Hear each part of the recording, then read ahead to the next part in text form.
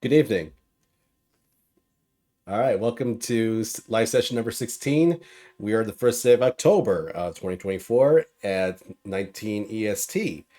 Today has been a bit of a warm, unusual day. We're hoping, I was kind of hoping that we'd be entering fall this time, but no, it likes to keep it like 70 or 80 degrees up here. So, well, I mean, it's warm.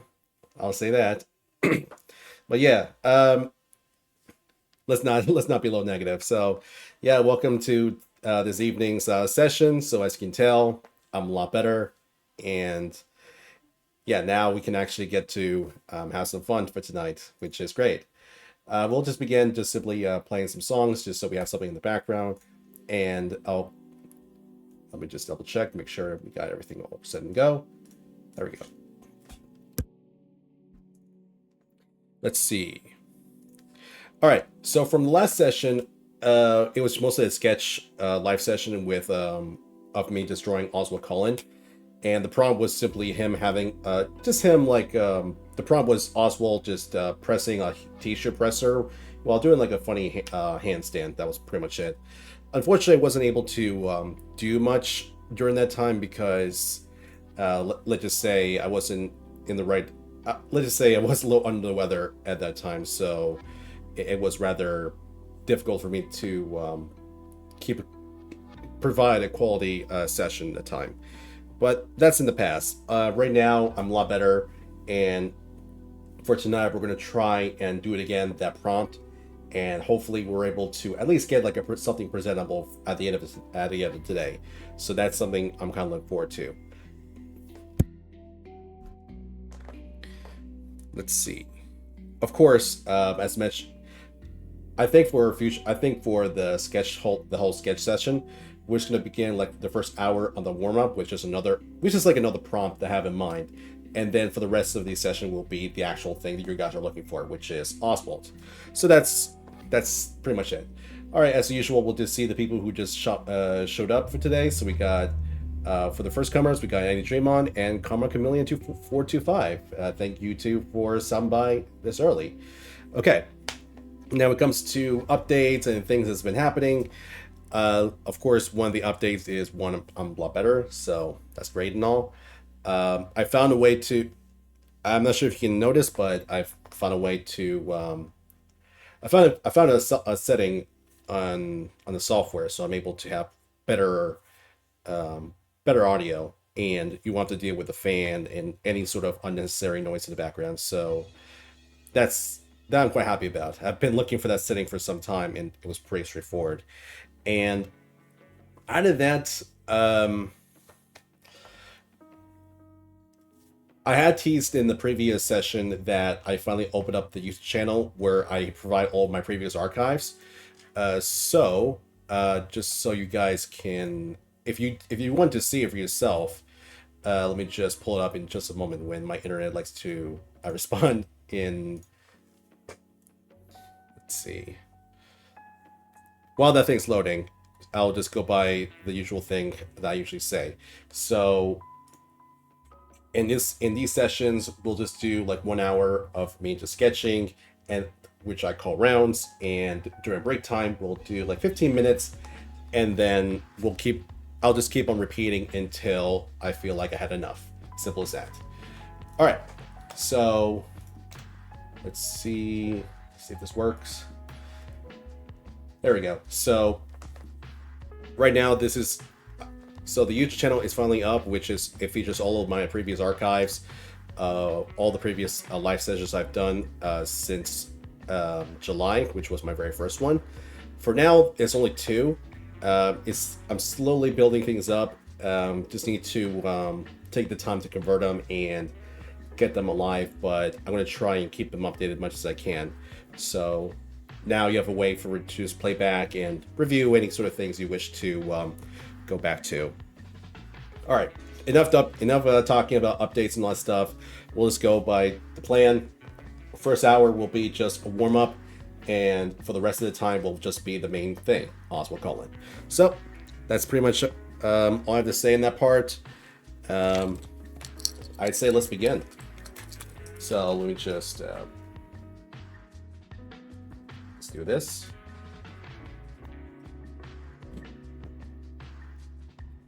Let's put her away. Let's zoom in. So might be a bit of a awkward angle, but let's just see how this goes. Oh, and I'll just show very quick. So I did spend some time. I did spend a bit of time finishing them up. So this is what it looks like. This is from the previous warm-up that I've done. So yeah, in case you're curious. All right, let's get the timer up and let's do the warm-up.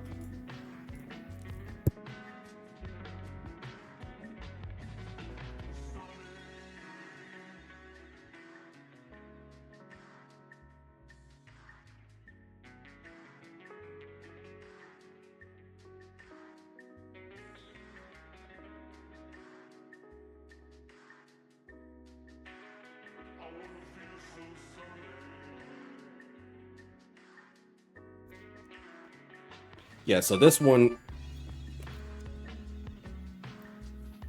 Yeah, so for this one, I've been doodling this guy earlier today at work, and I had this idea for some time. So now it's time for me to make it finally materialize. Yeah, lately I had this list of prompts that I have. So there's two different types of prompts that I've been doing. One prompt, the first set of prompts is mostly the main ones featuring Oswald Cullen and possibly the other characters related in the story. And there's another set of prompts that I have, which I call sketchbooks, and it's just lists of other prompts from other characters I have that I like to draw someday. Usually, maybe during times like if I'm bored at work or got some free time for me to do something like that. And I'd say lately I've been doing more of that, which is kind of surprising.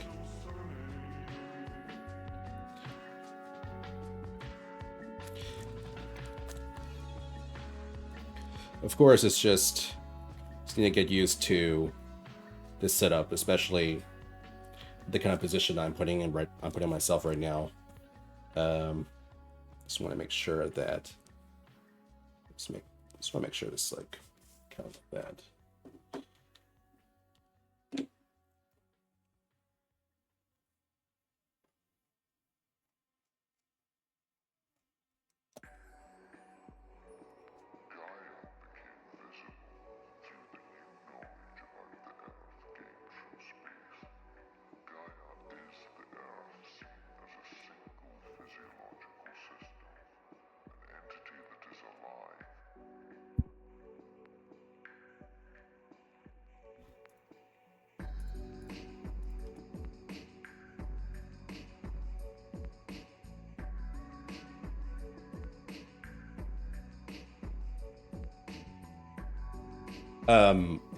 How do you get in?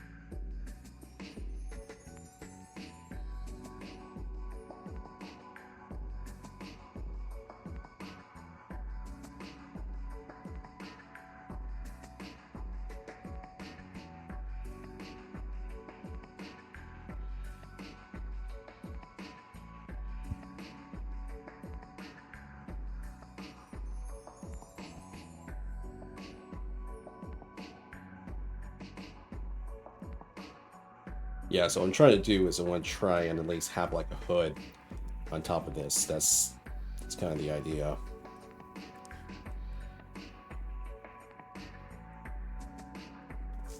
Of course, it's going to be a little frustrating, but I just want to see how I can do this.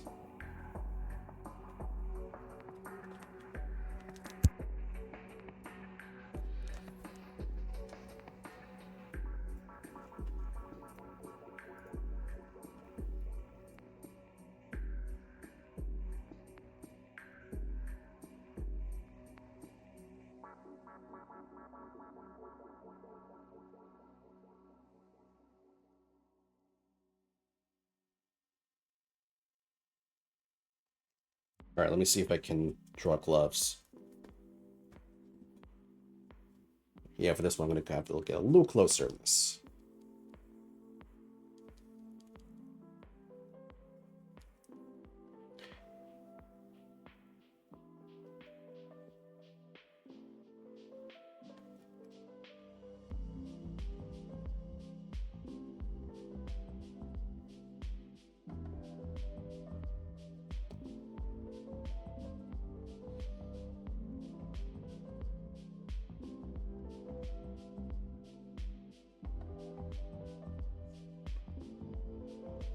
All right, let me see if I can. Yeah, kind of like that.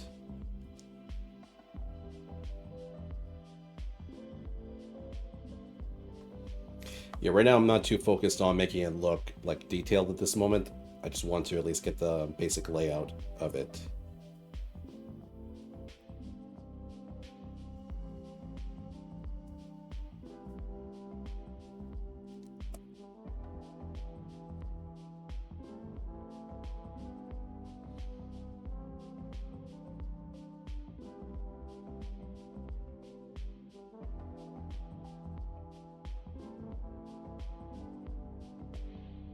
Yeah, that this works. That the way I just did it's working.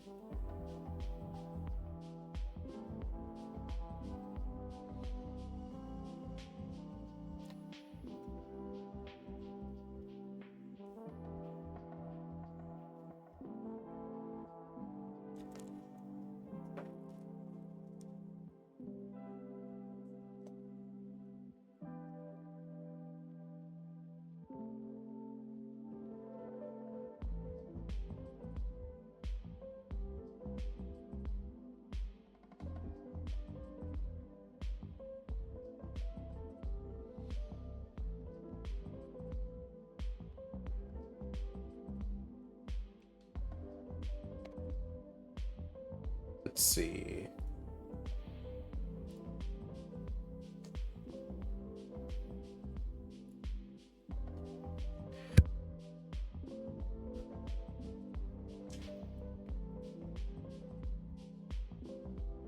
I just give 1 minute. It's going to grab some additional references because I just need to get an idea of the silhouette.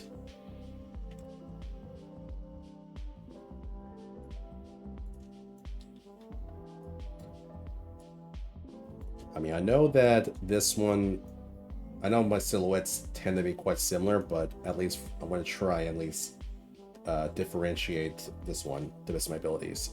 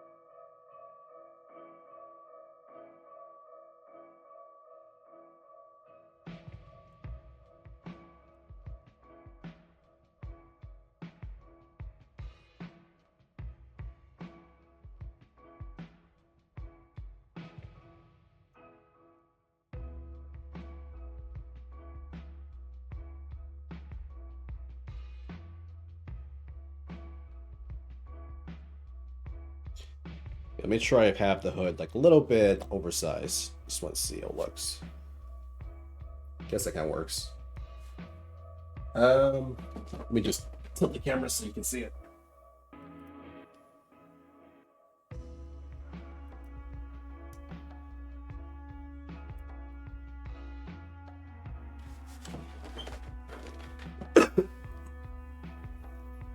All right, now we can see.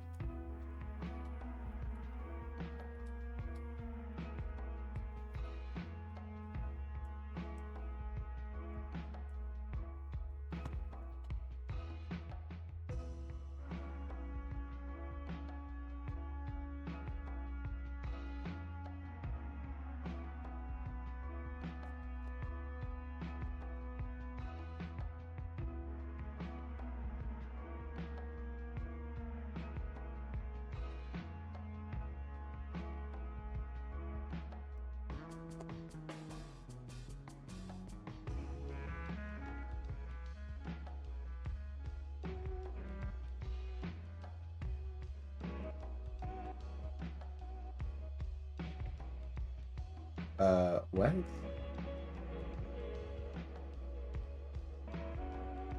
Hey, Aradensine.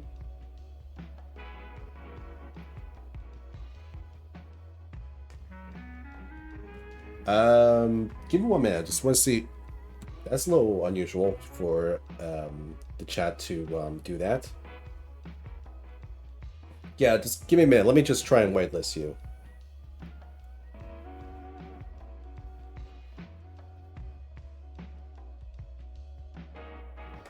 Let me pause the timer for a moment.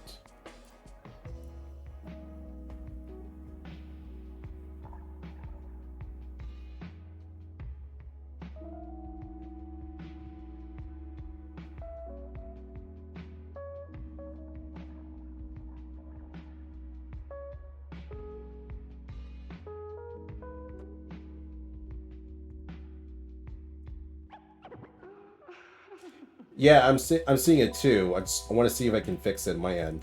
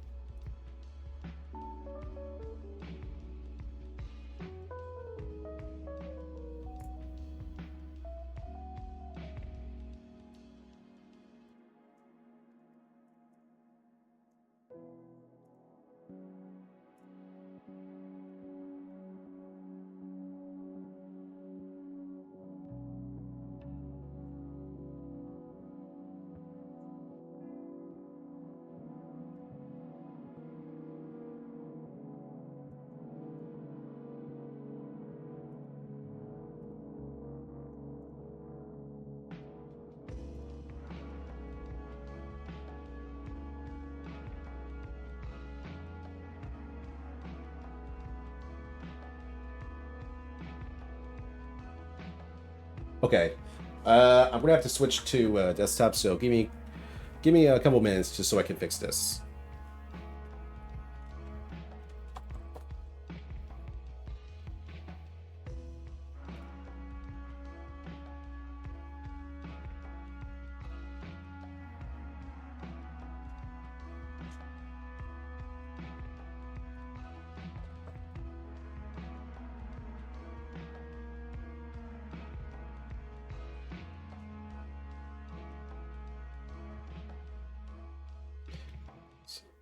Can you message again?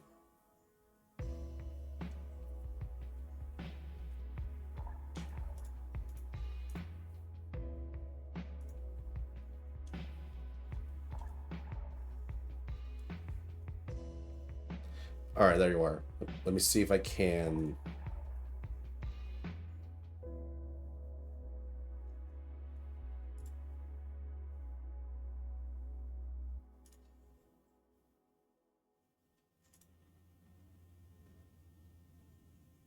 All right, message now.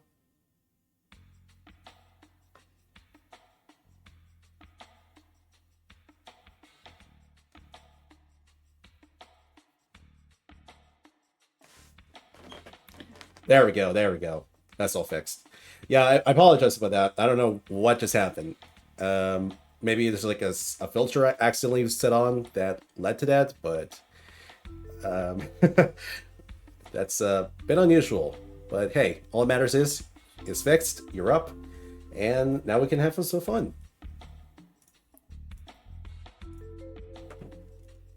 I'd say let's give ourselves an extra 5 minutes for that.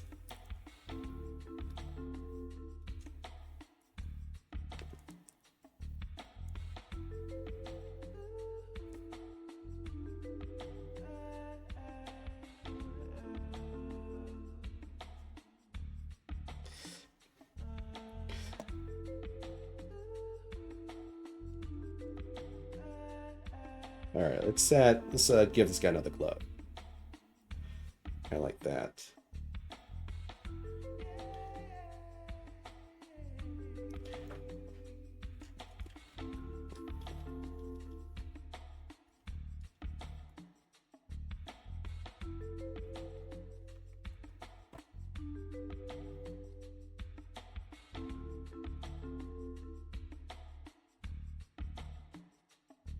All right, this might be a little tough, but I can do it. So what I'm going to do is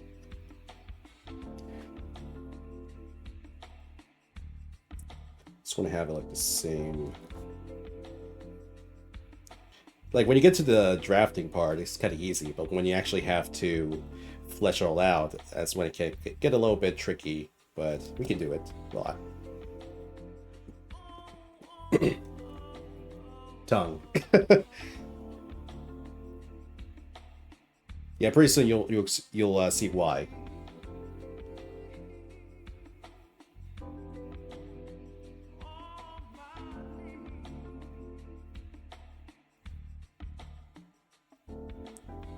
So.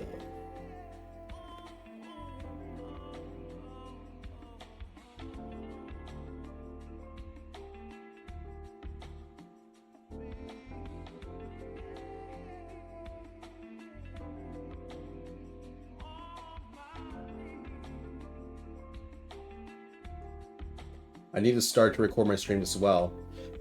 Yeah, I mean, I highly encourage it because for mostly archive purposes, and as a way to review your sessions after you do it.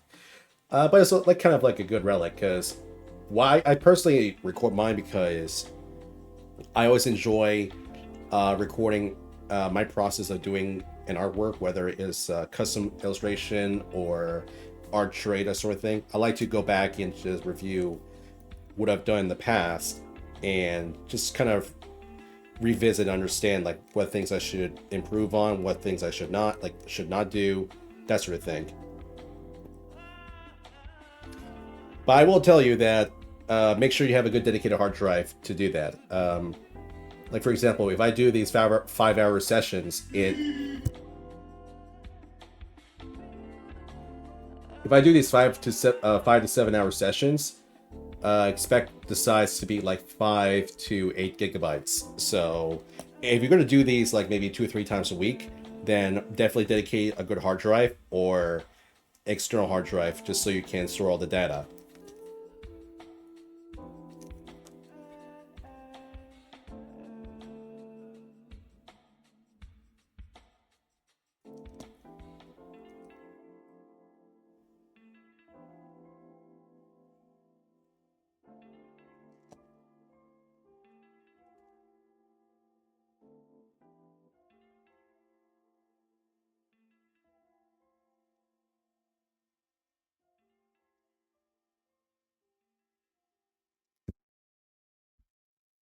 Yeah, I would have switched to my desktop if my streams go that long.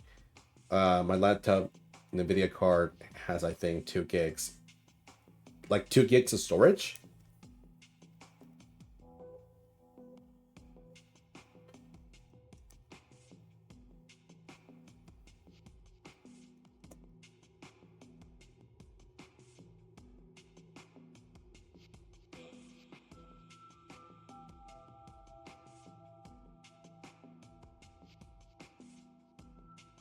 Oh, okay. I was gonna say, it's like, oh my god. That would be a little concerning. Like, having a new laptop is like 2 gigs of memory. Like, I don't know. I just know that they say gigabytes when you buy them online. Where where exactly did you buy your laptop, if you don't mind asking?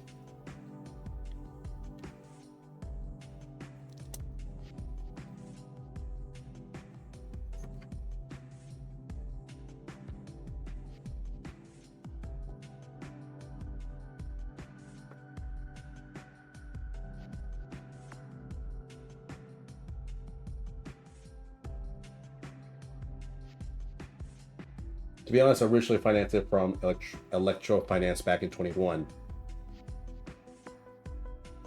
I see, I see. Okay. I was still powers like a champ. Oh, that's good. That's good. I was only curious. That's all I want to know.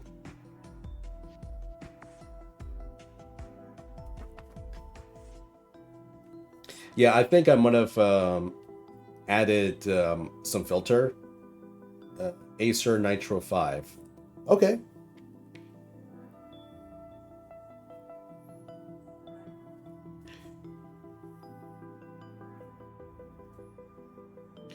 To be fair, my knowledge of PCs is a little bit rusty because I haven't done it for some time. Well, been keeping track of PCs for some time, but I mean, I'd like to get back to it someday.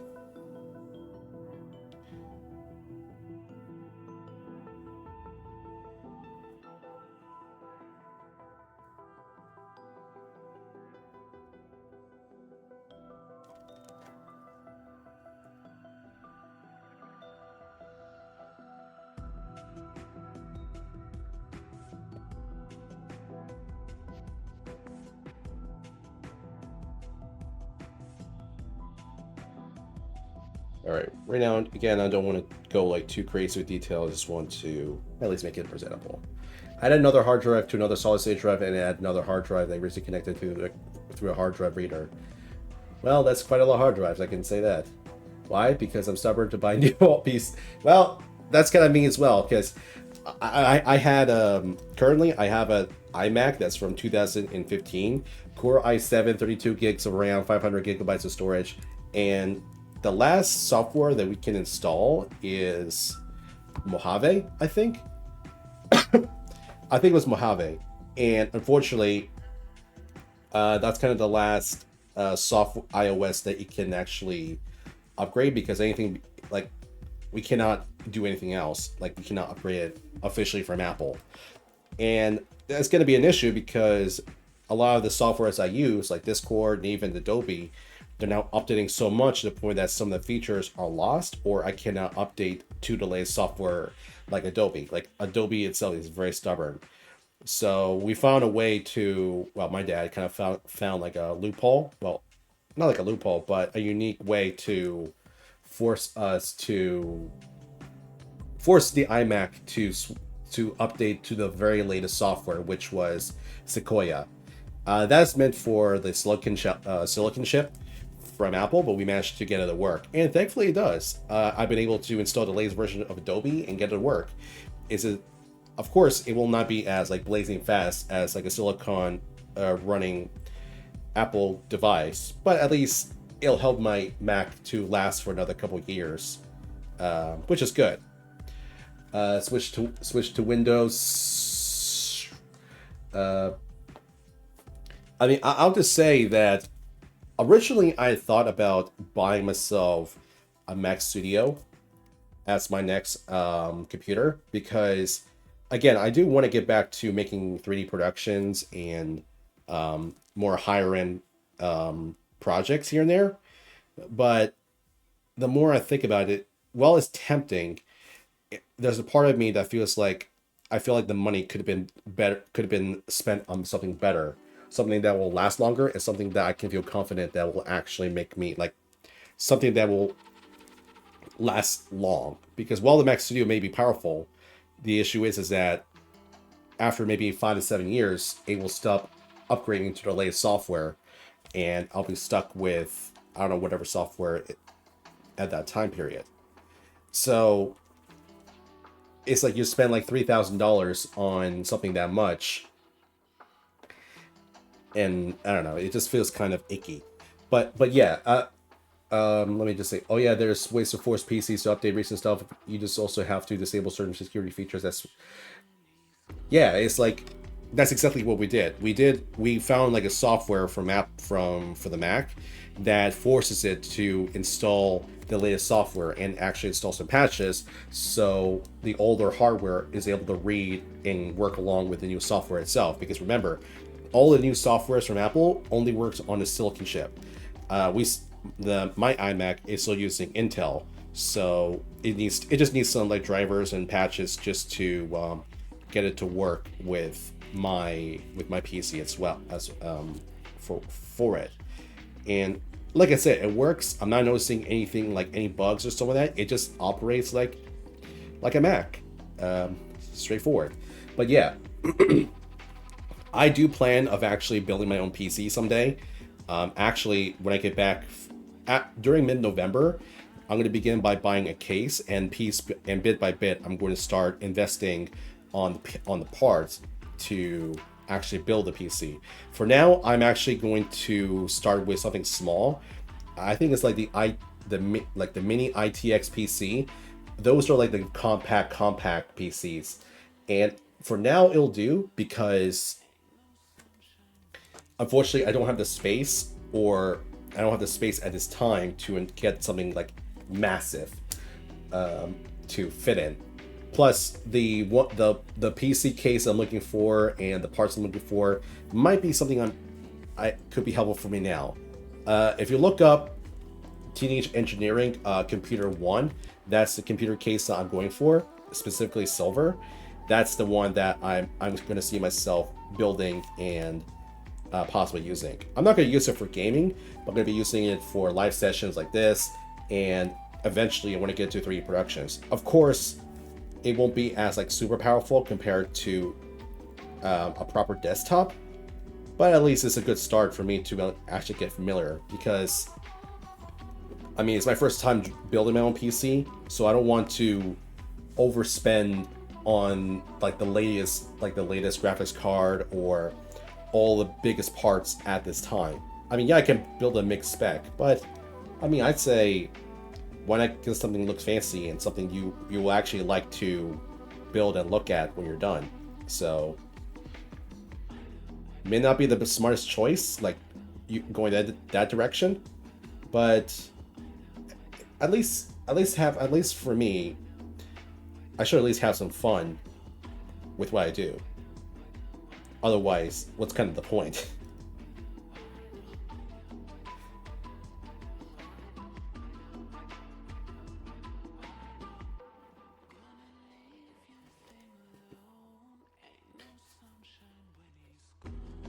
Oh, by the way, hello Weimu, nice to see you.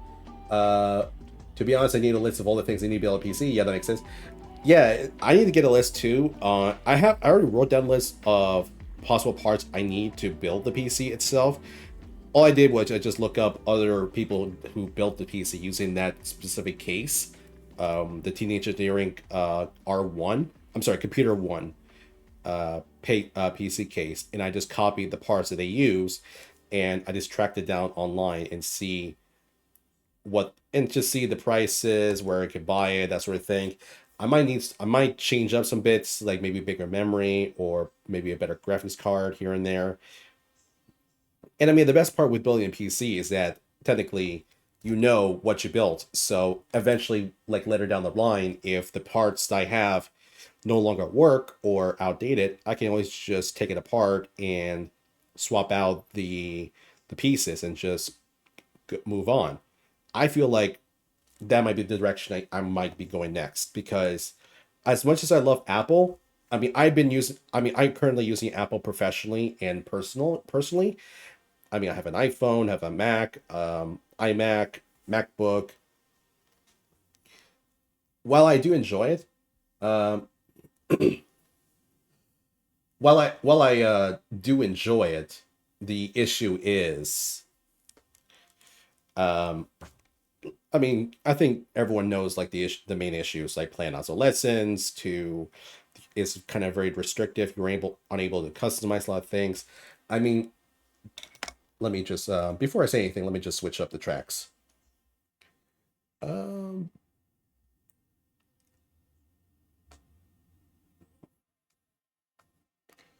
Let's go for...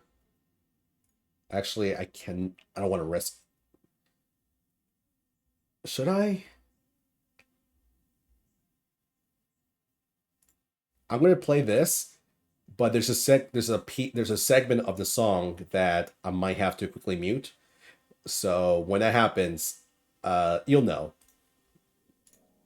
But I'm going to play it because I actually love this mixtape. Oh, before I continue, I'll just write down the track of what I played.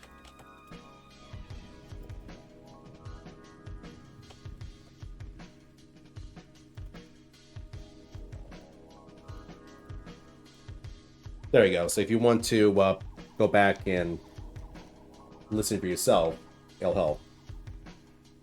I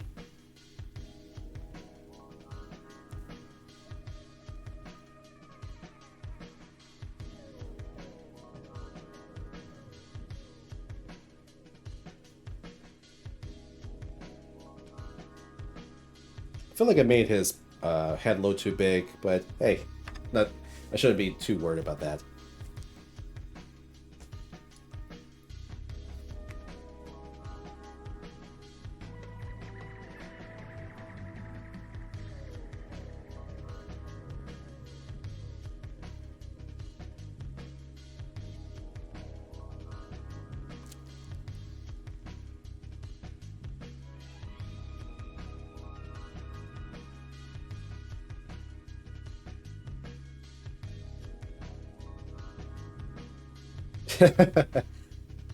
Yeah, I figure for tonight we should try something a little something simple, nothing too crazy at the moment.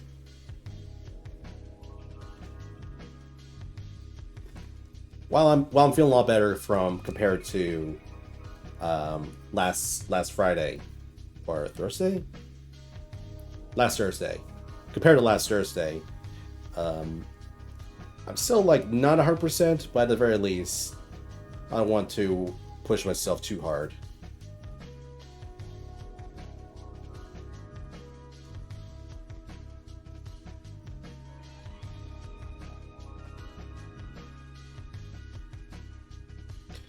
Alright, should I go with coated cotton or sateen?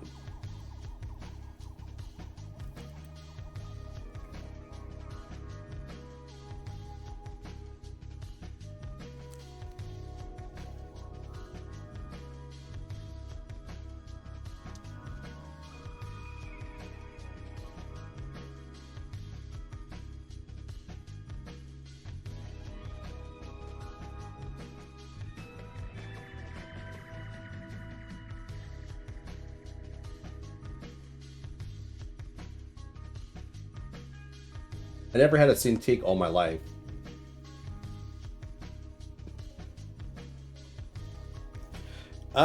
Well, to be honest, I never had a Cintiq myself until earlier this year, until this June. Like this June, that's when I got my first Cintiq. Uh, I think during break time, remind me, during break time, I could show you the tablet I've been using all this time during my early days of ICO and my previous venture. So remind me when break time happens.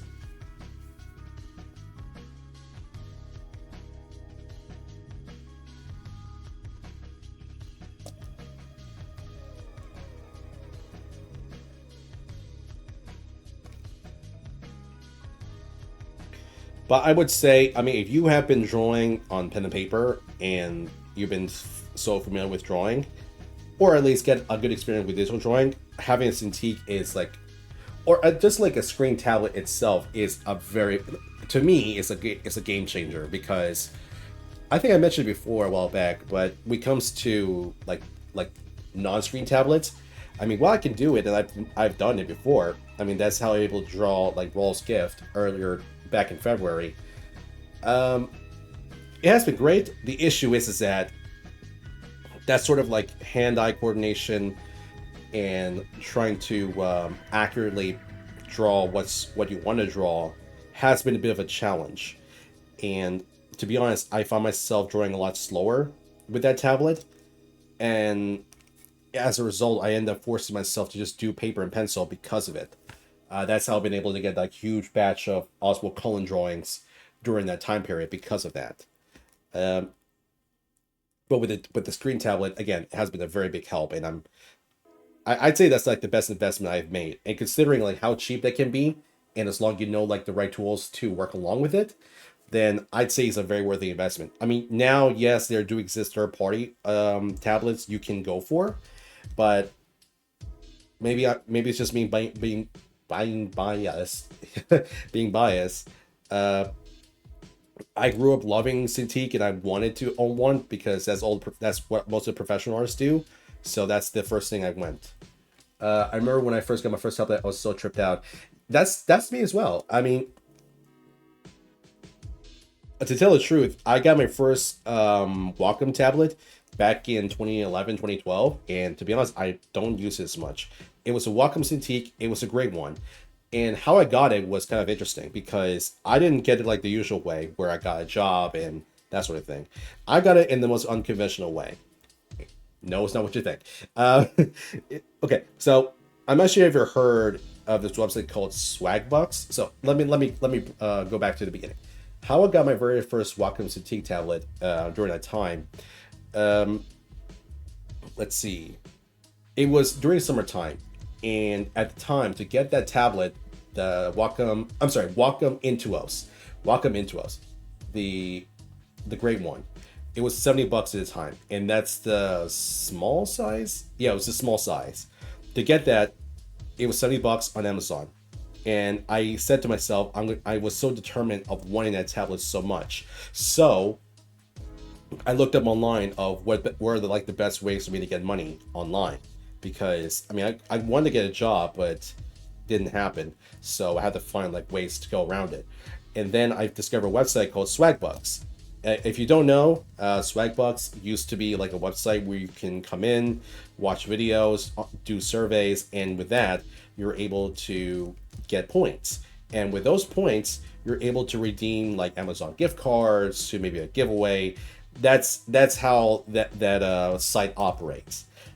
Do you make money? Technically, yes, but there's of course a catch. So during summer, I was so determined of wanting that tablet so much that I decided to dedicate my time answering a lot of surveys and getting the points. And let me tell you, when I mean by dedicating time, I spend maybe 4 to 6 hours a day answering surveys and doing whatever stuff they ask me to actually get the points I need. And of course, they will throw you in like some restrictions here and there, it's just so you don't grind like too hard.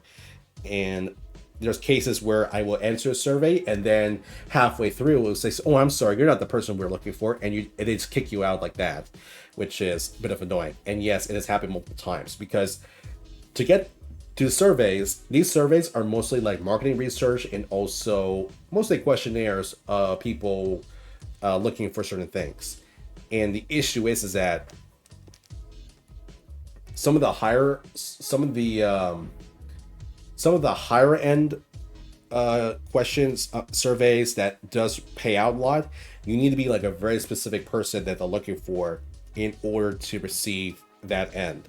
So it could be like maybe looking for a specific cosmetic or maybe a specific medical condition you have that makes you qualify to actually enter said thing. I mean, technically I could lie, but I'm not sure like how restrictive they can be on that part, so I didn't want to risk it. But yeah, it was a bit of a pain. But after the summer, I was able to reach up to like 40 to 50, like 60, 55 to like almost like $60 to $65. Like I was so close of earning that thing. My dad saw me what I was doing, and he decided to buy the tablet for me with the money that I gave him, like with the money that I made. So he only paid maybe $10, but thanks to that, I finally got my tablet from all the hard work I've done. Did I use it? Not as much, but I got it.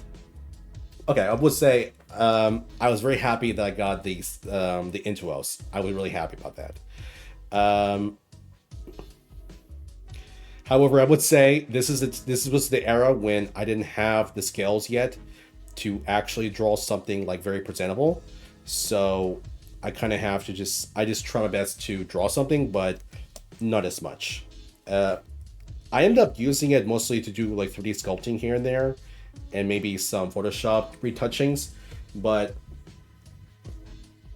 that was like the extent of what I'd done during that time. I mean, I still love that tablet. However, unfortunately, as time goes by, you start to notice like restrictions on the tablet. Like it is not like as responsive as you believe it could be. So I think at the end, I ended up selling it because technically I didn't really use it as much. And 2 months later, which was like 2 or 3 years ago, I was at Goodwill and someone was just selling this medium size Intuos Pro just out there for like $40, like 30 or $40. And so I copped it. It didn't come with a pen, and that pen was expensive. I grabbed the pen, and ever since, that has been my go-to tablet during my previous venture and back in 21, all the way up to this June when I finally transitioned to the Cintiq.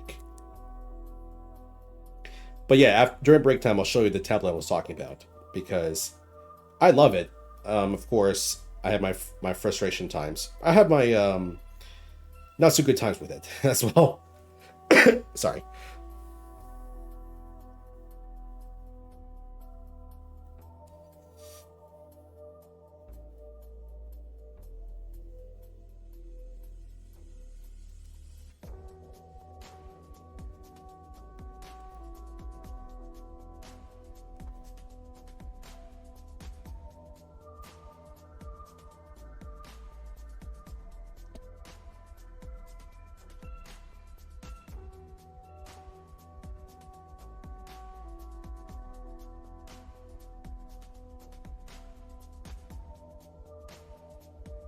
I know I promised myself that I wouldn't go detailed, but I lied.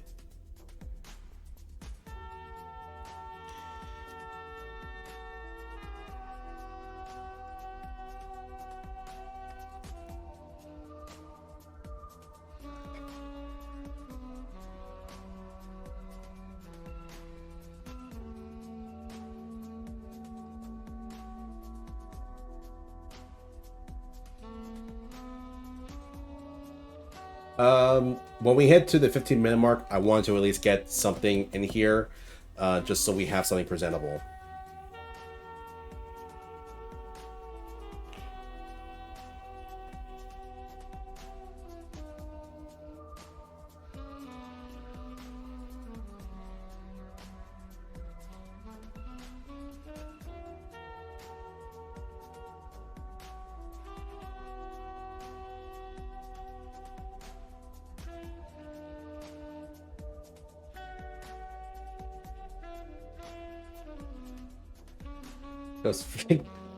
What's wrong with the fingers?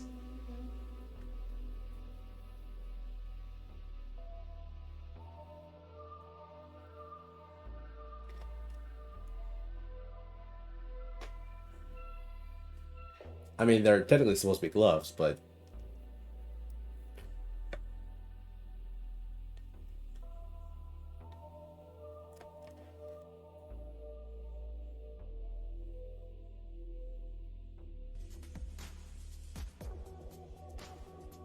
nothing is wrong. I was poking fun of you saying you wouldn't go too much deeper. Yeah, bad habit of me. Like, yeah, it's like, hey, I want to draw a character, and then 10 minutes later, I go like extreme detail of this military issue Oakley gloves that has brass knuckles.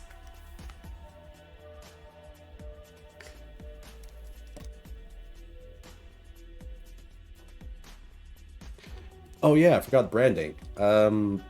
Actually, can't really do much on this angle, but I mean, I could just do that. That's it.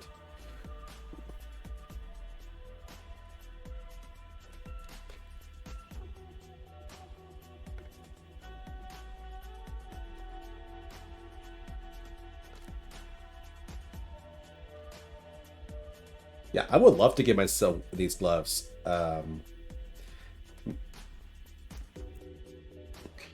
Granted, it may not be the most practical and not the best thing to wear in public, but hey, looks cool. I remember, actually, I do own the North Face Supreme gloves that I never worn. I should actually whip them out someday.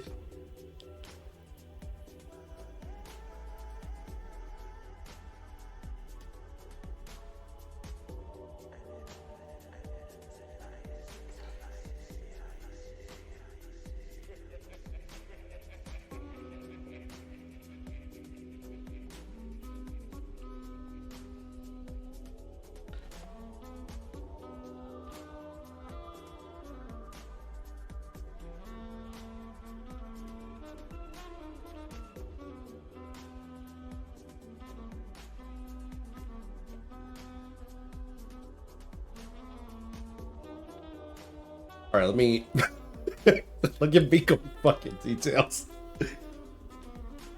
All right, let me add the stitches of this coveralls.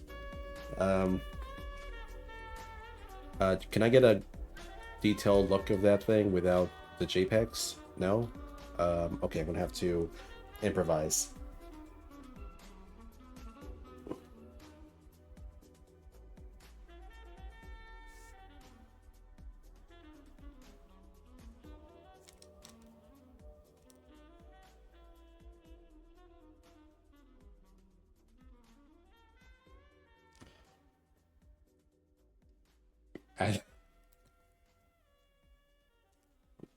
Okay, that's the line I draw on that part.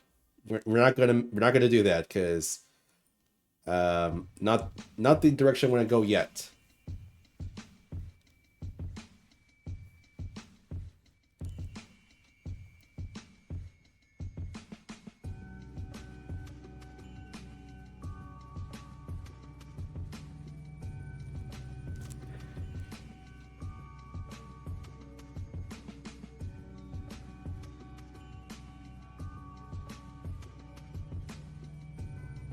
Sure, sure.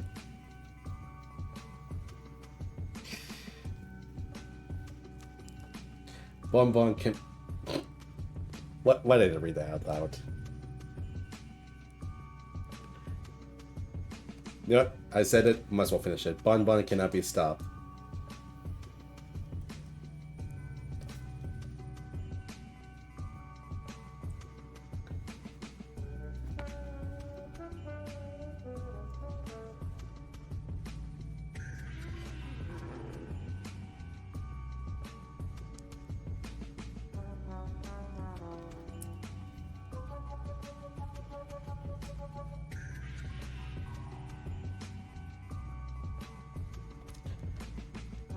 My birthday's next Saturday, I just realized.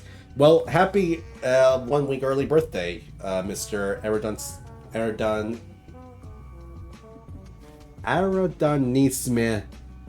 Aerodonisme. There we go.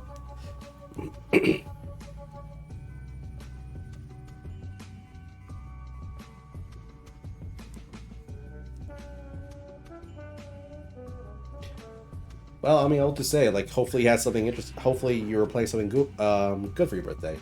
Miss Eridon is me, is what I Saya. Okay, Super Saya.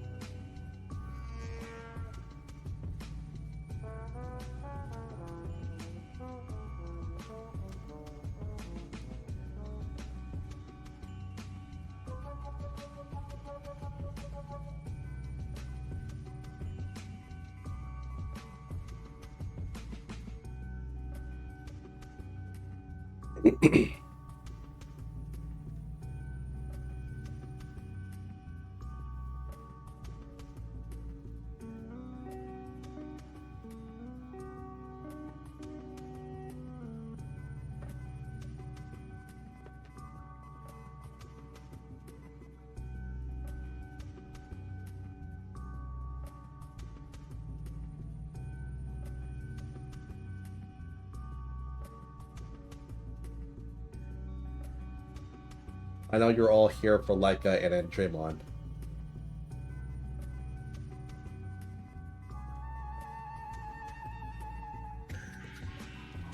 Um, I say let them let them be let me just let them sit in their seats and just have fun. Let's not let's not cause a little chaos up here yet.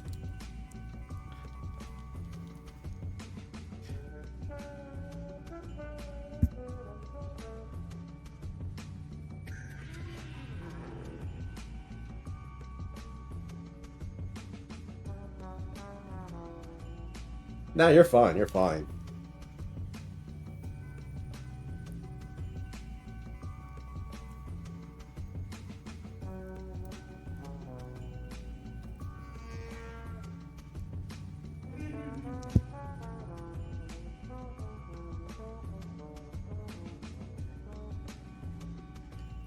Let's see. Cat gift. Oh. I mean, I got something to share. I got something to show you or share, but I can't give it to you because reasons.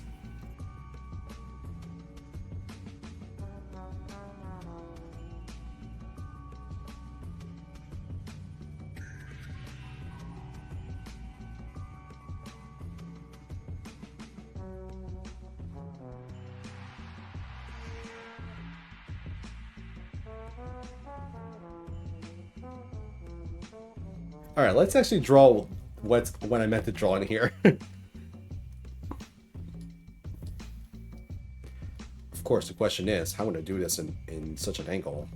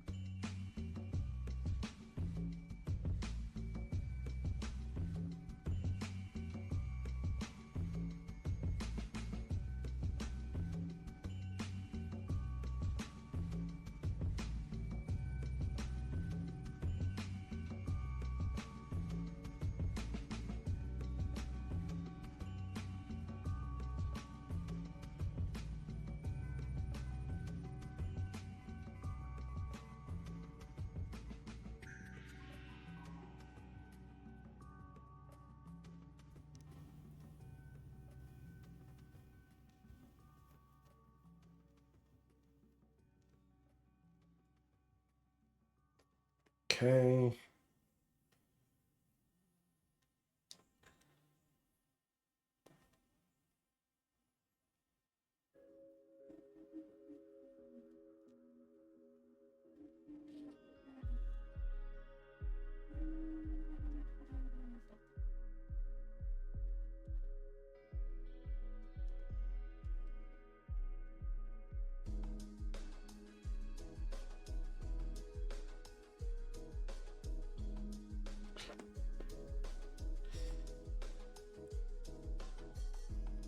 Yeah, this one may require a good amount of shading, but that's okay. We can just... It's not meant to be like extremely serious at this time. So all we gotta do is just add the shapes and add the content.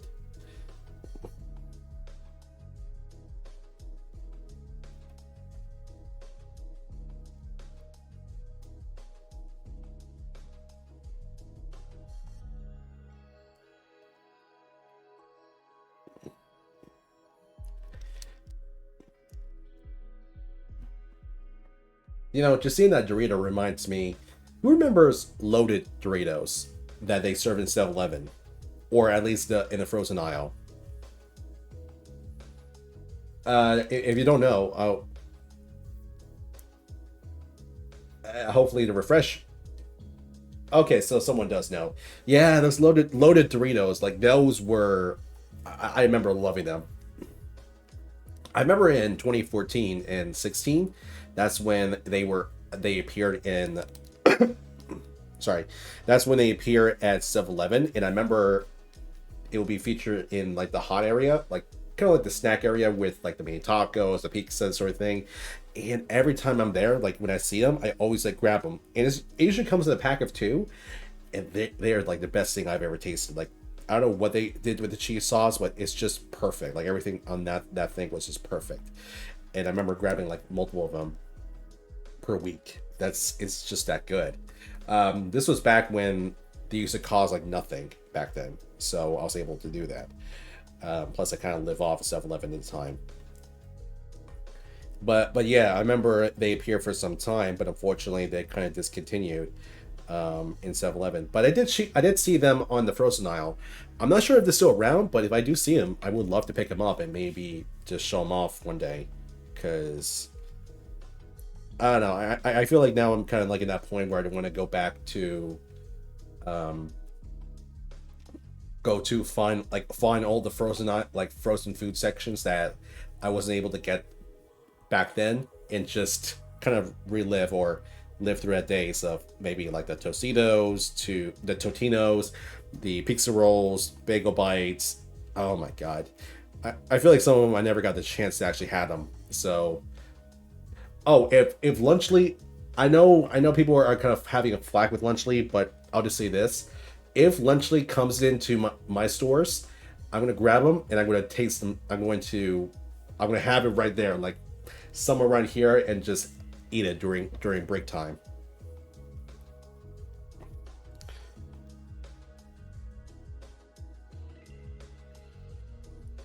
I mean, I get it.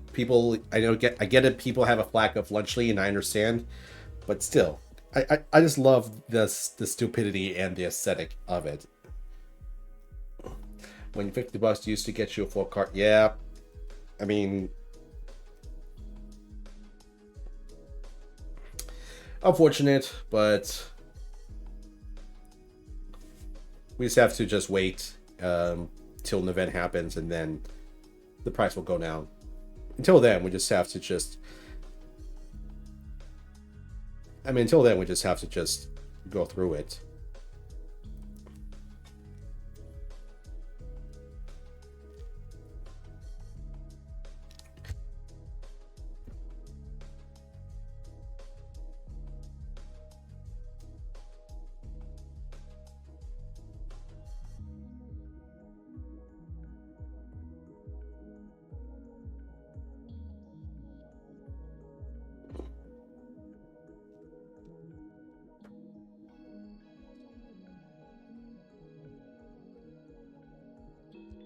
All right, let me see if I can.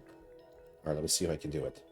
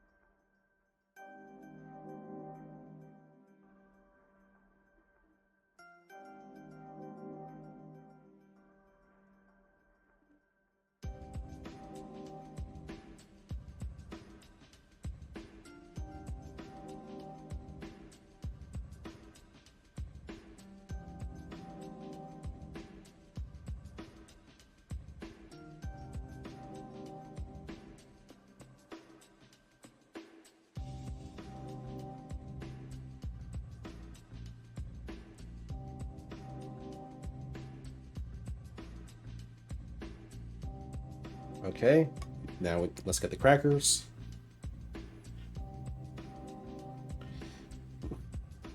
And let's add the spaghetti.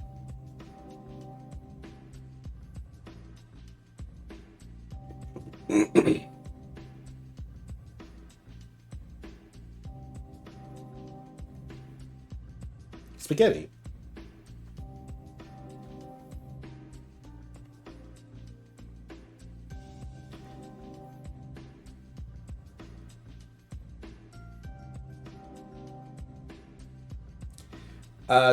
During the break time, it'll make more sense when I have to show it.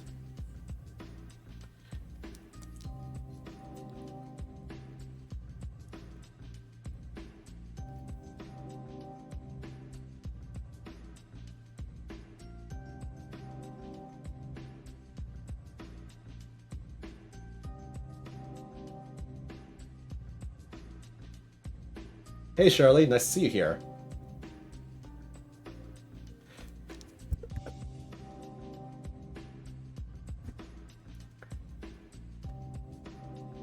Alright, we got 6 minutes, so let's make this good.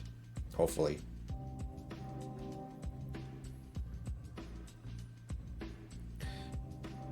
Yeah, I can do this. I just got to just pay attention, don't think negative thoughts, and just do it.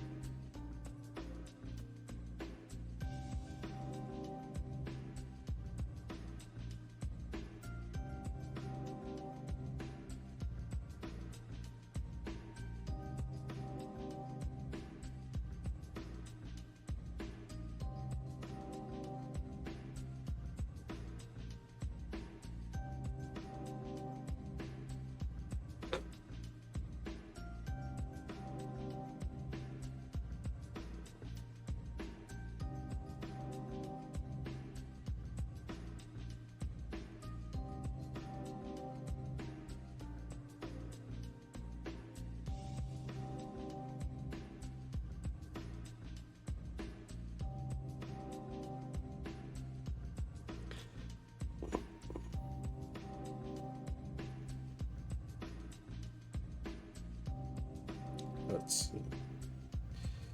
Like that. Oh, we got 4 minutes left. I'm going to focus on the crackers.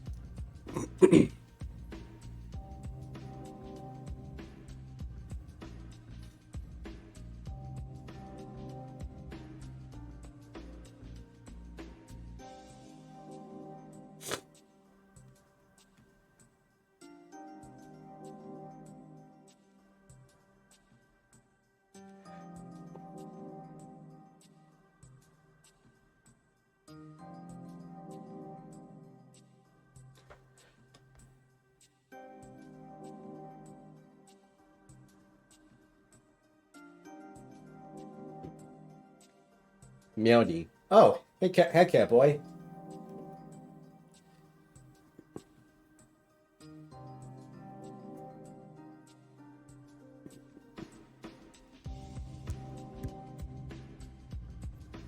Nya. Nya nya.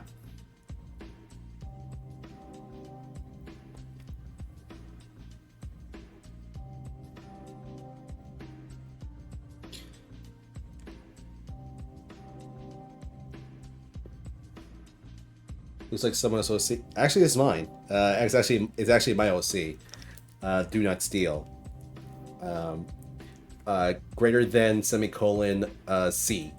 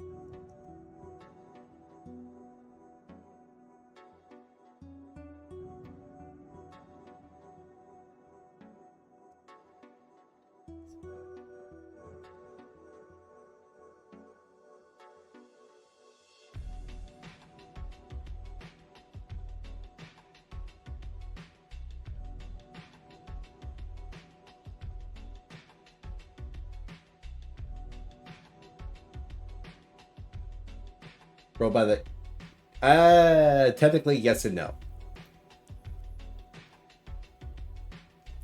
I'm okay. I'll just show very quick. So the character you're seeing right here is from another story that I've been writing called Independación, and this guy is Ruben Hernandez Jr. I teased him a while back during the free-for-all drawing session. It originally became as a joke, but then it just kind of became his own thing. So that's Ruben. With the X, we have 1 more minute, so I'm going to keep on drawing until I hit the time limit.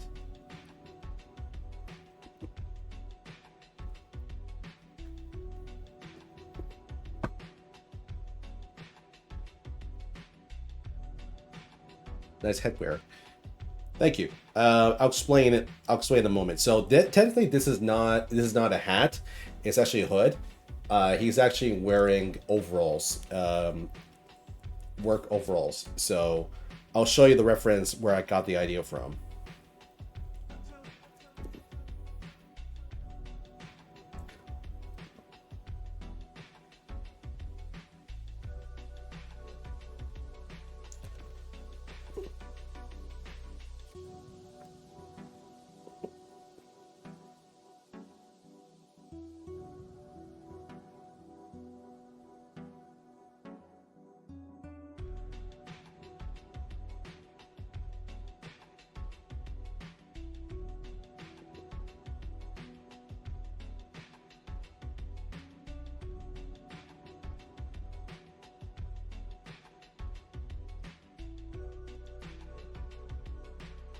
All right, time. All right, so this is the end. Here is Ruben Hernandez Jr. Nomming some, well, tempted to eat some emeries. So I should have Catboy actually have his hood up at some point.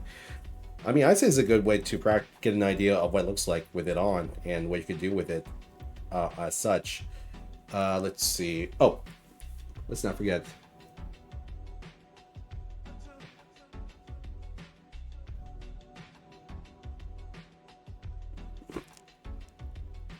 Yeah, so let's see. We have here's Ruben Hernandez Jr. eating a 1969 Vietnam meal combat individual sea ration spaghetti emery. So that's kind of the idea. He will be nice to see him like that. All right. Okay. I need to go and check out something, so I'm gonna switch up the tracks. So I don't risk on hitting that one. So I don't risk on tripping on that one song that I don't want to play. Oh, until then, I can. Let's see.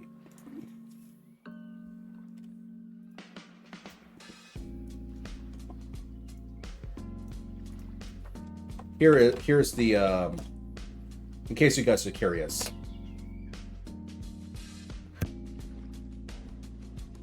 All right, I'll be right back. Until then, you can enjoy the tunes and view this thing. You're welcome to ask questions about Ruben.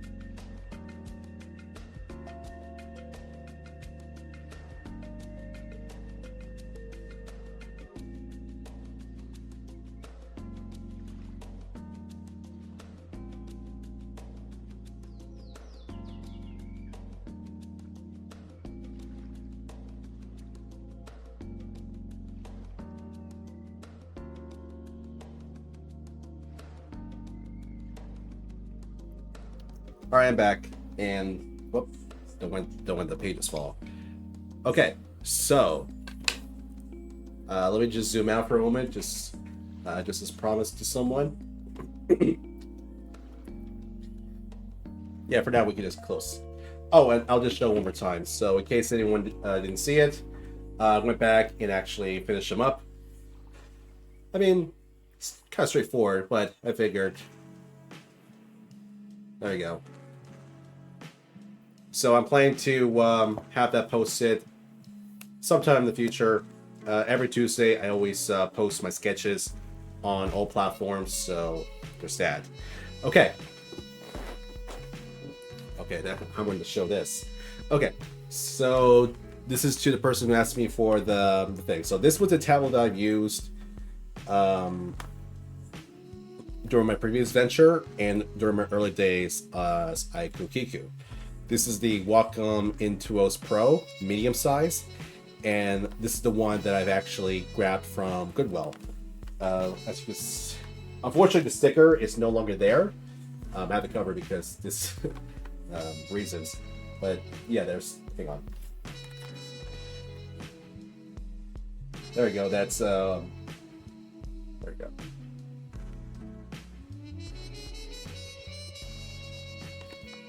I mean, as is with the tablet itself, it's good. I mean, I had a good time using this thing, and I had when I bought it from Goodwill. Here, gives you this character as something. So there we go. You know what? Now let's have you right there. Yeah. So when I had this tablet at first, it was great. Like I had a good time using this guy. I had to buy the pen itself separately because when I bought it, it came with no pen or anything. So I kind of had to piece together and work with what I have. But yeah, I personally enjoyed it. I kind of loved the usage of this thing. And compared to my previous Intuos, which was a lot smaller and it's the silver one, I mean, this one has the buttons, everything's like laid out a lot bigger, so I'm able to get better strokes. I just love it. The only issue I had was during, like I keep mentioning this, when I made the illustration of a gift art for Roll back in February, this was the tablet I used to do that. However, when I was trying to draw the background and everything, I can't just let it zoom out and just draw right there, like on the fly. I had to actually zoom in and inch my way on all the details from the wires, the concrete, the rooftop, like everything. And unfortunately, that was the most time-consuming part. And with this, it adds in the time. So I think just the background itself took me about a week or two to complete. Having the character roll in there took maybe like a couple days just to put in. So the process was very slow due to not seeing what you're doing. But I mean, it does its job.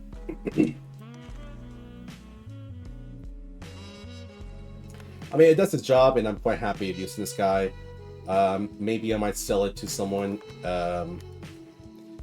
who might need it more than I do, because honestly, at this point, this thing has just been sitting around collecting dust. So if you guys want this guy, let me know. But until then, I'm going to find someone in my local friend group that wants it. But in the meantime,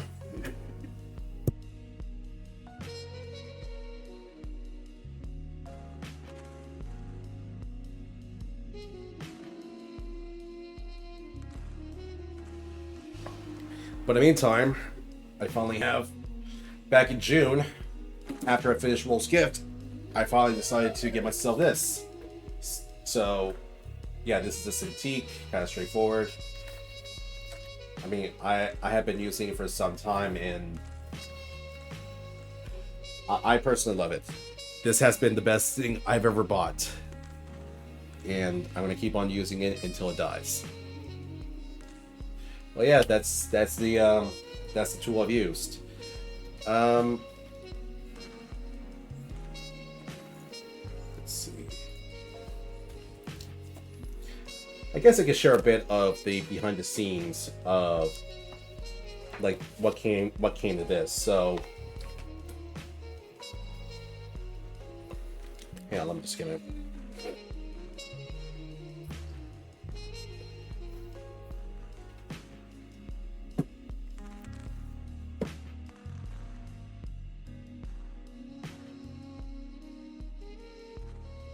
So I had the idea of this thing for some time, and I've always wanted to draw it, but I just never knew exactly who, what character, what, and all that stuff. Um,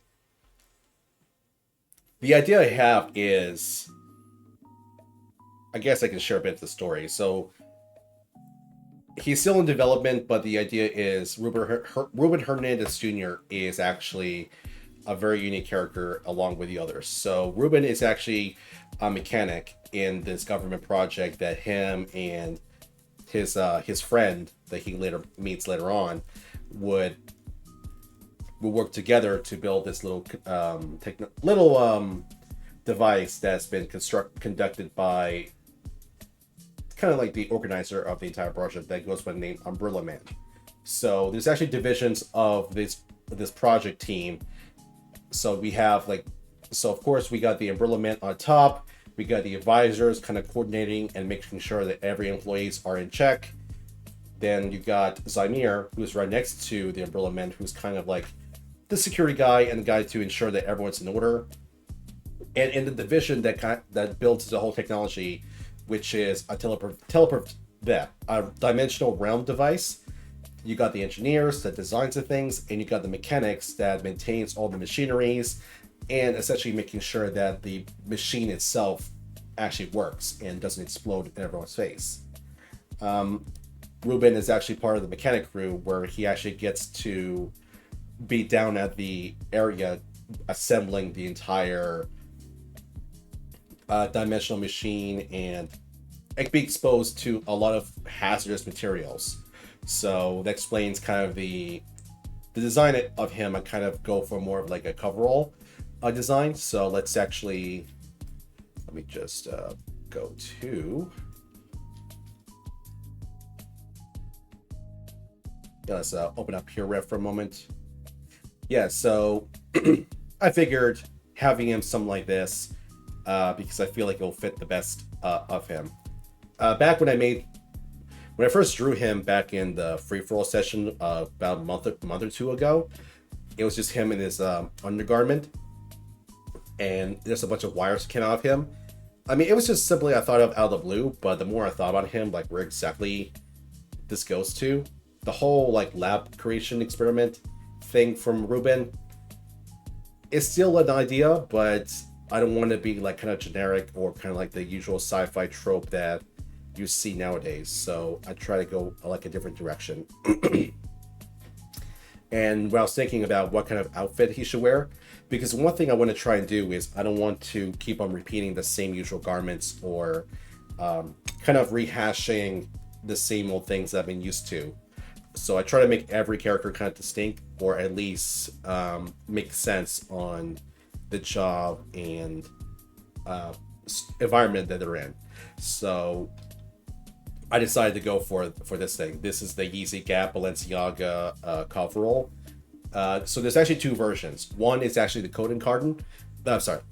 One is actually the Centene, which is this material, and there's the Coden Cotton, which is this material. What makes these two different is the Centene one, which is this. It's a lot lighter and it's a lot more reflective. And in a more practical sense, this is more useful in wet environments like rain or things that you're expected to be sprayed on, like acid or something. And for this one, I guess it's more rigid and it can have like a denim feel. So with this, I figured with this type of material will be useful for like colder and more extreme conditions that requires like some warmth and protection for it. So I figured for Ruben, he can wear either or materials based on what environment and what job he's assigned to while developing the dimensional portal that he's been assigned to, whether he has to go out and maintain the machinery that like the cranes or maybe the drills that needs it, or he has to actually go down to like the fueling sections and be exposed to hazardous gasoline or chemicals. So it's just an idea that I have with him. Again, this is all just conceptual at this time, not like final. So anything that I say right now may be relevant later down the line. So that's kind of the process I have. Gloves. I mean, I love Oakley. I grew up loving Oakleys. My dad has a big thing with Oakleys, especially with the backpacks. Simply put, I used to have a bunch of Oakley backpacks that would last for a long time. I remember, yes, you know what, Ruben, I'm making a backpack. One day I'm going to draw Ruben in a backpack with Oakley because she's, oh my God. Sorry, I'm just going a little sideways. It's just, to me, it's like very sentimental to me with Oakley because, like I said, I had a backpack that lasted for 15 years and is still good to this day. Like, it was originally bought for my dad. Then I've used it for a brief time during high school, and then during college I've used it a lot more, especially during my contracting days where I need something that can withstand the rain and harsh environment, and that has been the go-to bag. Eventually, during my startup days, that has been the bag where I carry my laptop and all that stuff. Sure, the zipper has kind of worn down here and there, but oh my God, that backpack can really take a beating, and it has been useful for a couple of air trips here and there. So I figured, to give my ode to Oakley, I figured why not just have Ruben dripped in Oakley. So there's the gloves. Honestly, I would love to give myself this design someday. I just have to find a way to get it. But that's the idea for now. Eventually, I'll get him the backpack. And when it comes to meals, so I know we're over break time, but I want to quickly address on the idea I have. So one of the ideas I have when it comes to Ruben and his friend, which I cannot name yet, these boyos are actually kind of engineered to withstand on their specific jobs, and essentially as kind of like an additional perk to help them improve and really finish the job they're supposed to. Like, for example, with Ruben's friend, he has a bit of a higher intelligence, but at the same time, his if you know, you know, but his body can actually detach, and it can be very helpful because he can actually get into like very proprietary mechanical machinery and operate those if he has to. So that's his perk. For Ruben, his perk is being heavily resistant to extreme conditions and, of course, hazardous materials. So I figured that for this project and the environment that they're in, they have a bit of a tight budget. So what they end up doing is they just simply buy like a boatload of expired MREs from the 60s or 70s because they're so cheap now, and just given to the mechanics to eat. And considering their genetics and their resistance to hazardous things, I figured they have a strong stomach to eat this and not vomit. So I know it's like a lot of rambling, but it's kind of the idea that I have for Ruben.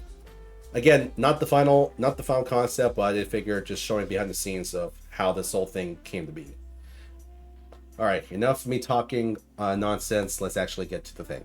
But before we do, I'll do the usual like shout outs to the people who were sticking by. So, all right, let's see. We got Any Draymond, Conrad Chameleon 425, Pencils Redrawn, Shirley Vega, Catboy Next Door, and Removed. I appreciate you guys for still sticking around. So with that, what I'm going to do is I'm going to open up my next reference, and we'll begin.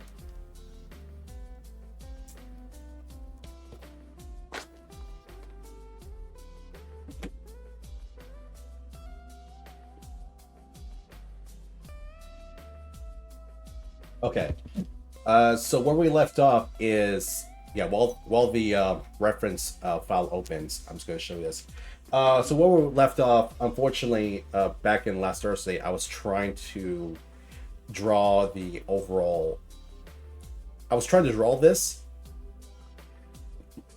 I'm not going to explain exactly what happened, but I'll just say I was unable to, and I had to stop.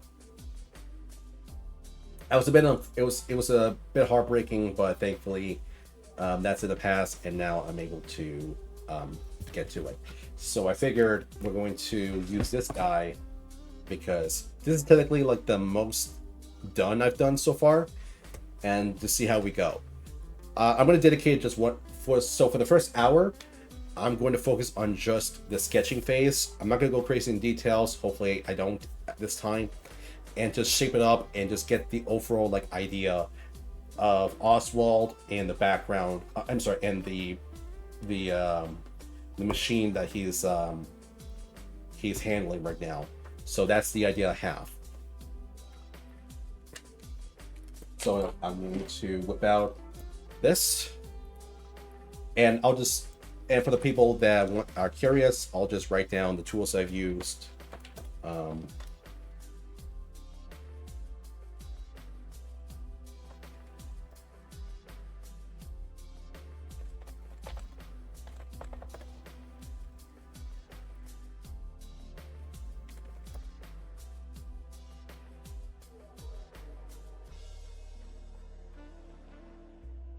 Yeah, so in case you guys are curious what I used, it's right there.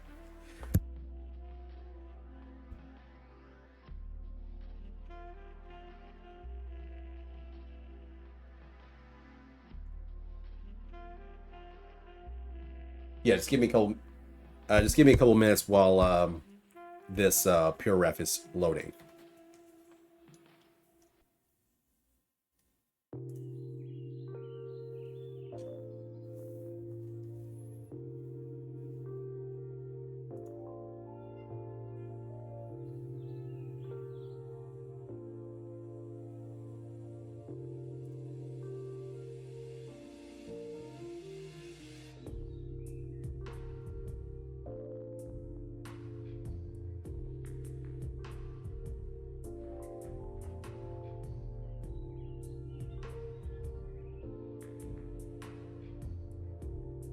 All right, let's put you away.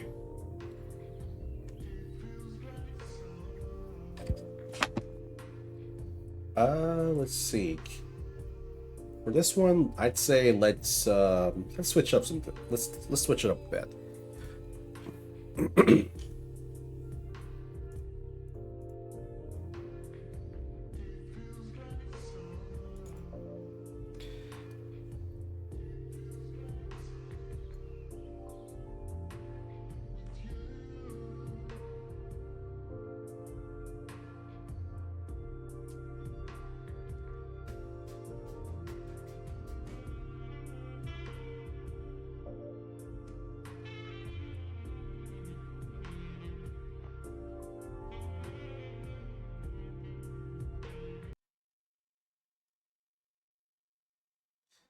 All right, might as well let's switch to that.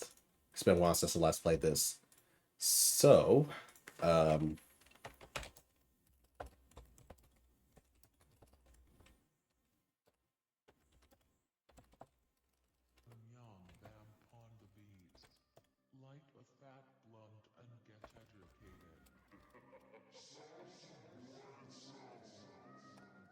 yeah, so that's the track I just played.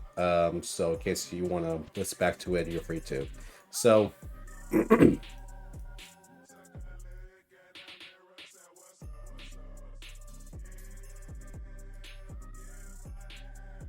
me tune this up a bit.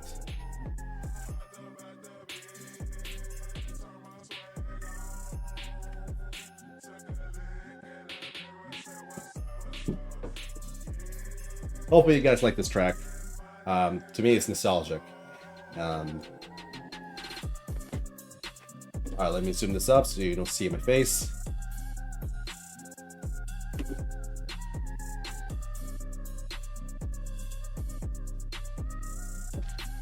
All right, for this hour, let's focus on just drafting this up and just get an idea of shape and just get an idea of the whole like mechanic of the thing.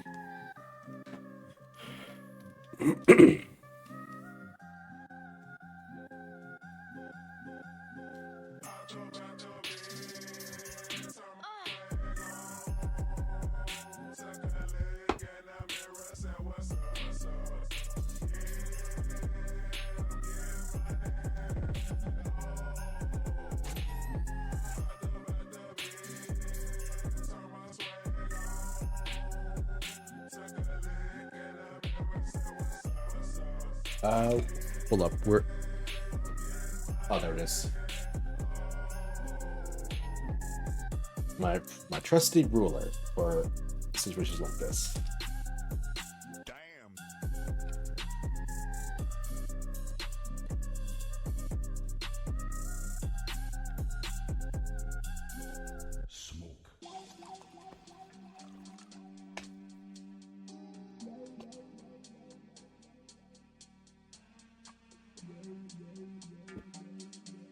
Yes, want to make sure it's secure, so when I do this, it doesn't slide around.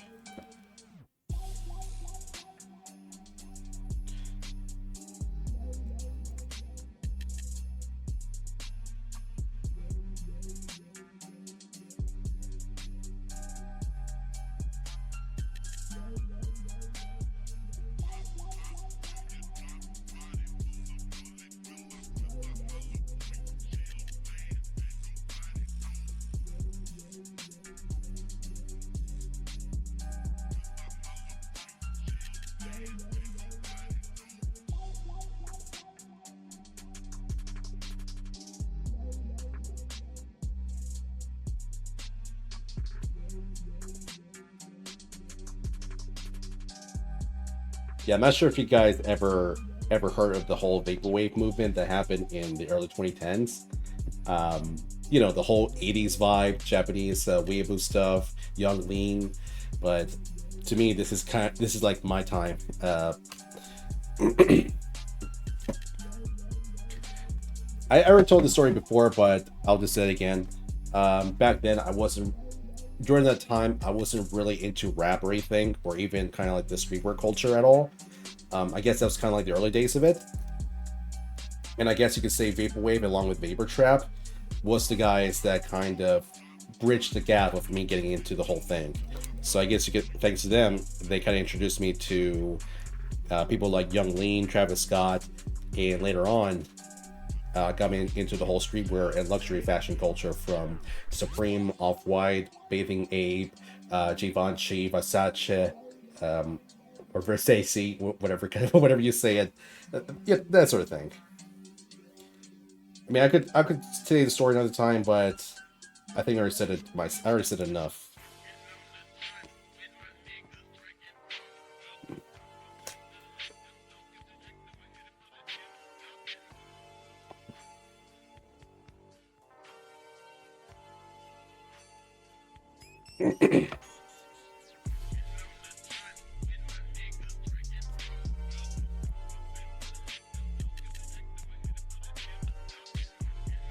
You know, in a funny way, I feel like the vaporwave has kind of evolved because originally it became like a meme with Macintosh 420, Floor Shop, and like the whole slow down 80s vibe.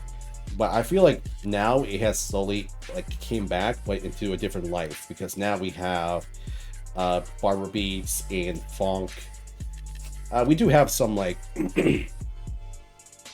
we do have like some rap here and there, but I feel like now they're kind of more trap vibe and it's a lot more established compared to what it used to be.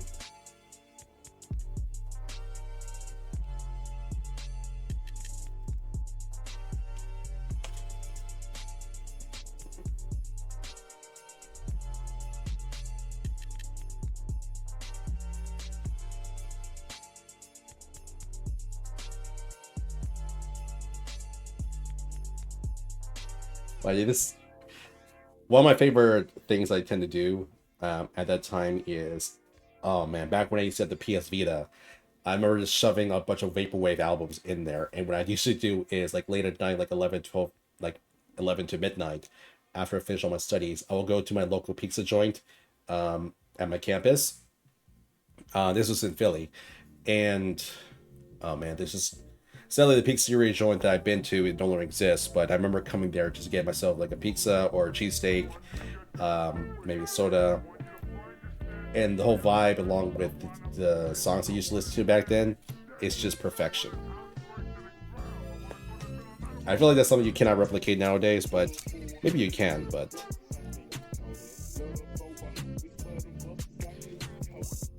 those are good times.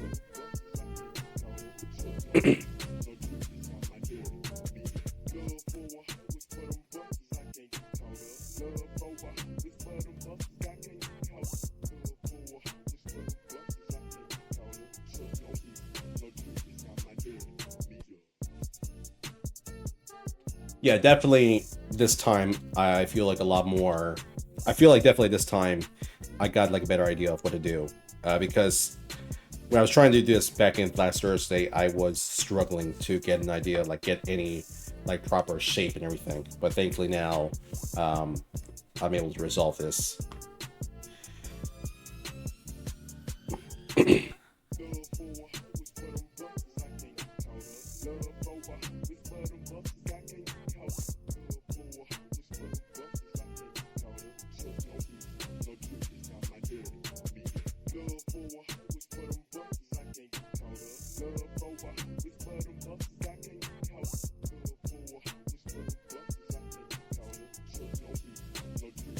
I know it's like a weird thing to say, but I feel like in a way I kind of miss the old days of hypebeast and like the whole streetwear culture that was back then.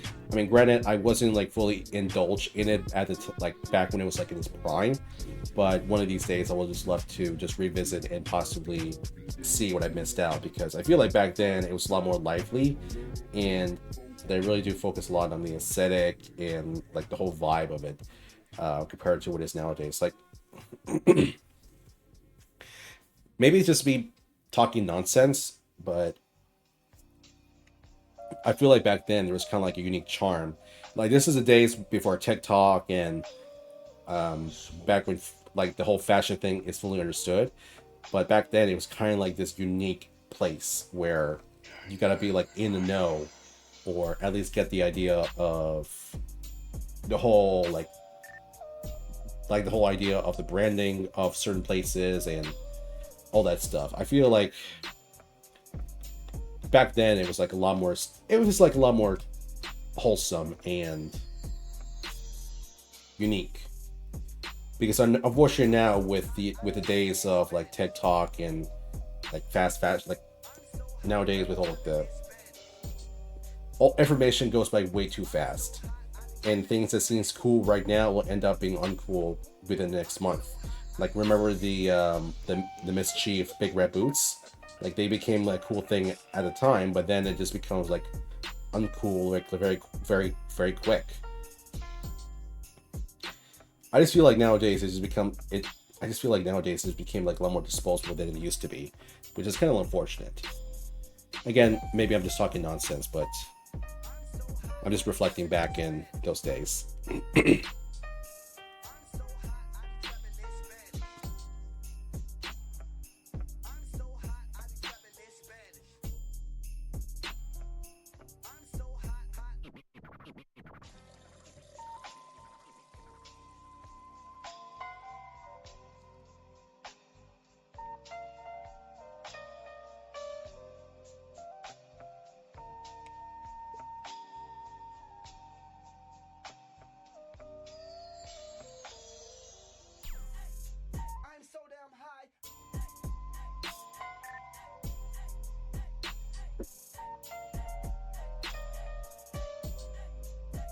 Dubbing in Spanish. I'm so high, I'm dubbing in Spanish. In Spanish. I'm so high and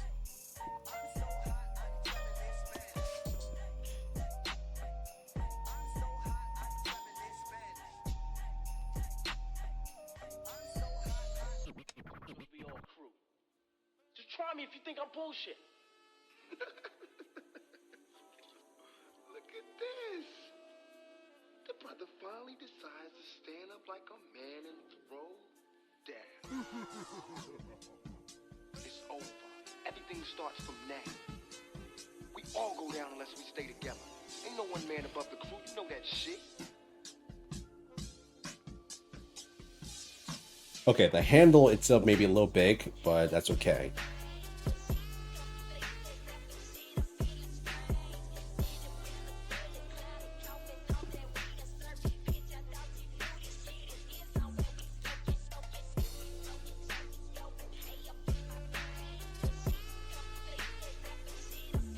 I know it's like a very weird thing for me to say, but one of the brands that I loved during that era, like 2016 to 18, like the hypebeast era, was Off-White.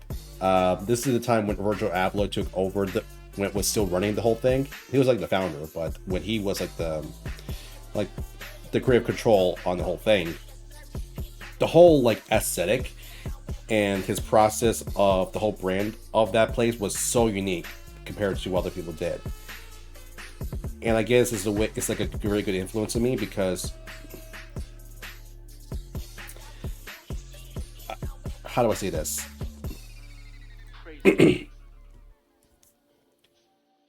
This sort of process has existed in the past, but when it comes to a lot of fashion brands and streetwear brands at the time, what most people tend to do is they try to keep like a very secretive and kind of enigmatic kind of approach, meaning that they don't really show off their process as much. They don't want to ruin like their magic of the brand.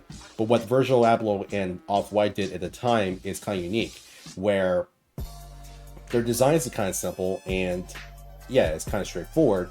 But one thing I love about the brand of Off-White is how open they are with their process. They make documentaries, Virgil will make interviews, and he'll make books and Instagram posts showcasing his production of the whole thing.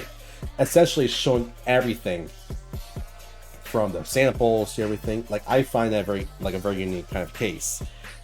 And I just love that sort of like open-endedness and just showing that anyone can actually do it, and here are the tools to do it. Essentially just giving us the ingredients and for us to actually kind of just make something out of it. So I guess you could say his process and the thing he does help influence of the direction I go currently as I Kiku.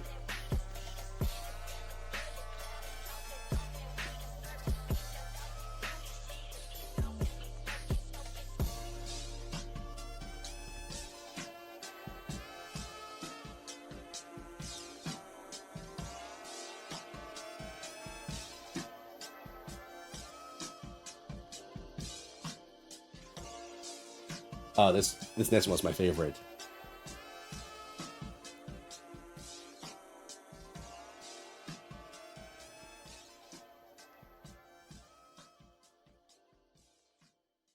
Where'd you find this?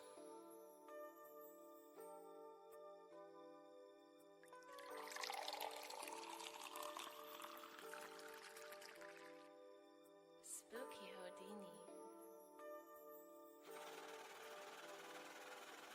You are listening to Artesian Music.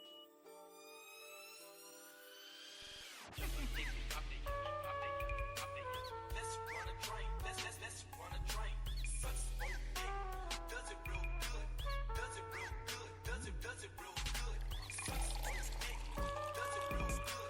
Does it real good. Does it real good. Does it real good. Does it real good. Let's run a train. Let's run a train.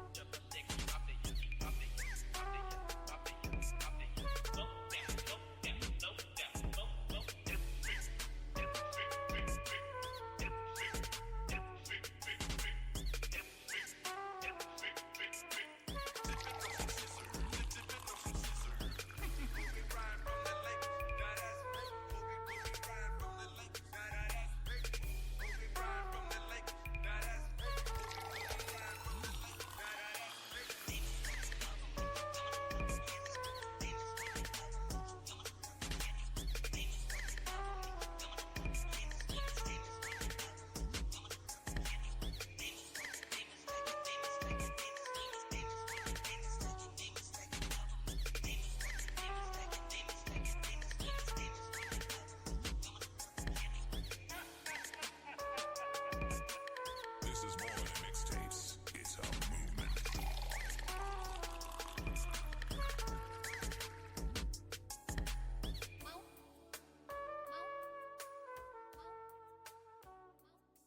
Let's see. So we do that, and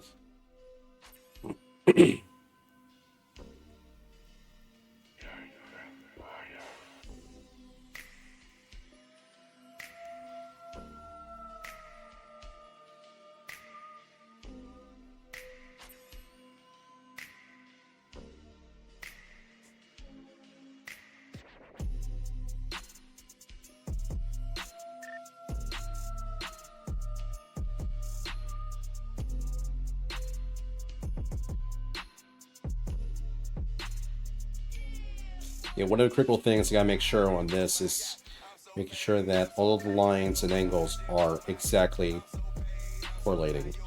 Otherwise, it can throw off the entire thing.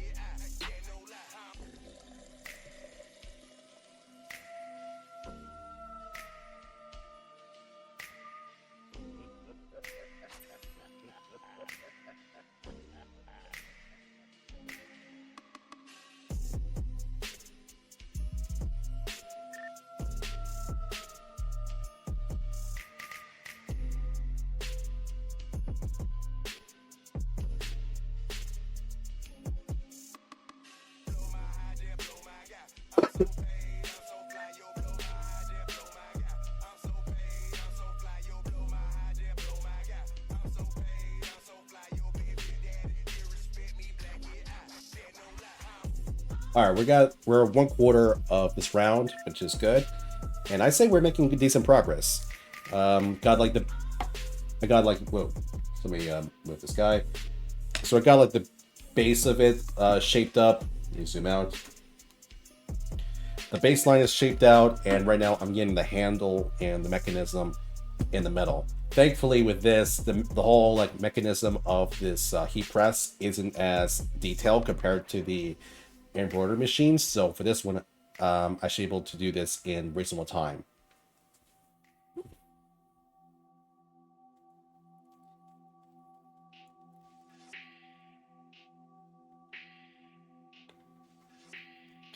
I figured might as well explain why heat press, because as mentioned, part of a job that Oswald has done is during his time, his first job is of course being.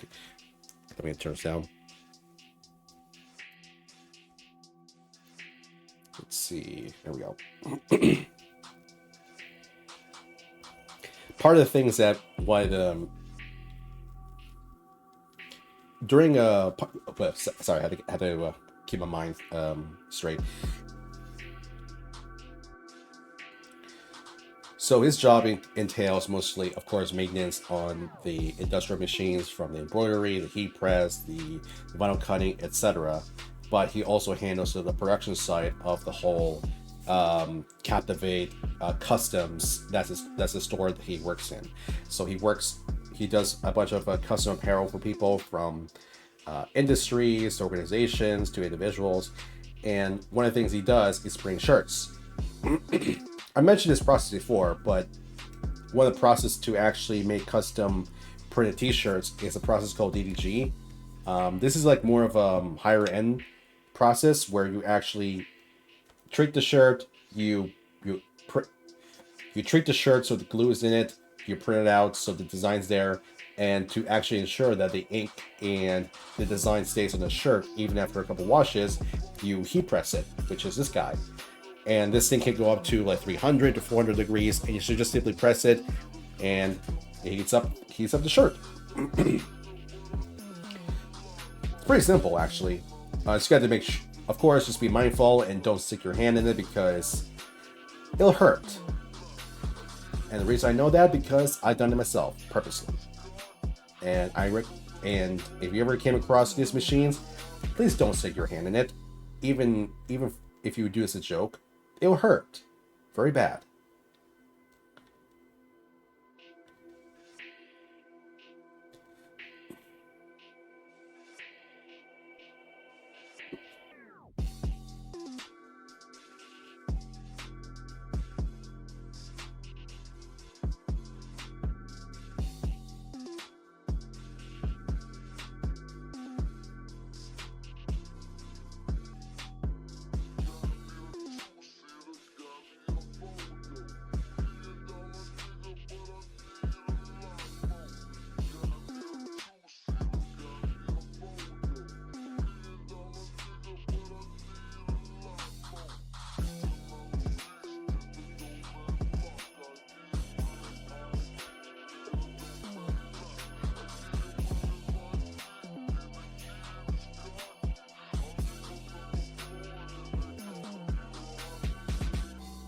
Gotta make sure that it's well aligned exactly by this.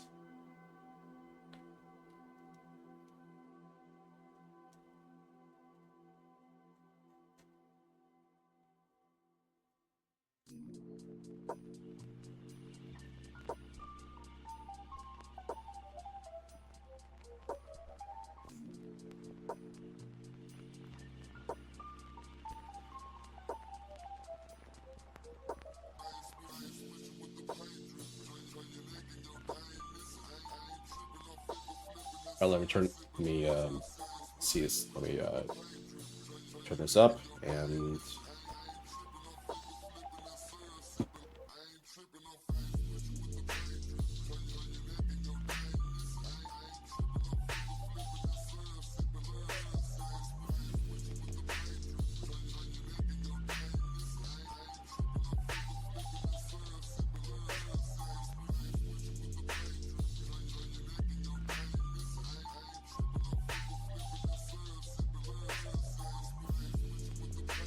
yeah, time to whip out this guy.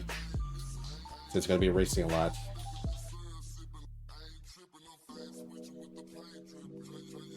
You know, I was really worried about the sketchbook because I was at Kinakuya and Muji. No, Daiso. So in Edgewater, is Edgewater. So I was up in the Edgewater, New Jersey, and the area, there's a specific area in a town. It's like a little Japanese section, and in there's actually Kinakuya. There's Daiso, a supermarket. I forgot the name of it, but like twice a year, I will go to my IRL friends and we'll meet at that place, and that's where we actually get the supplies, like Japanese stationaries to Japanese imported books here and there, and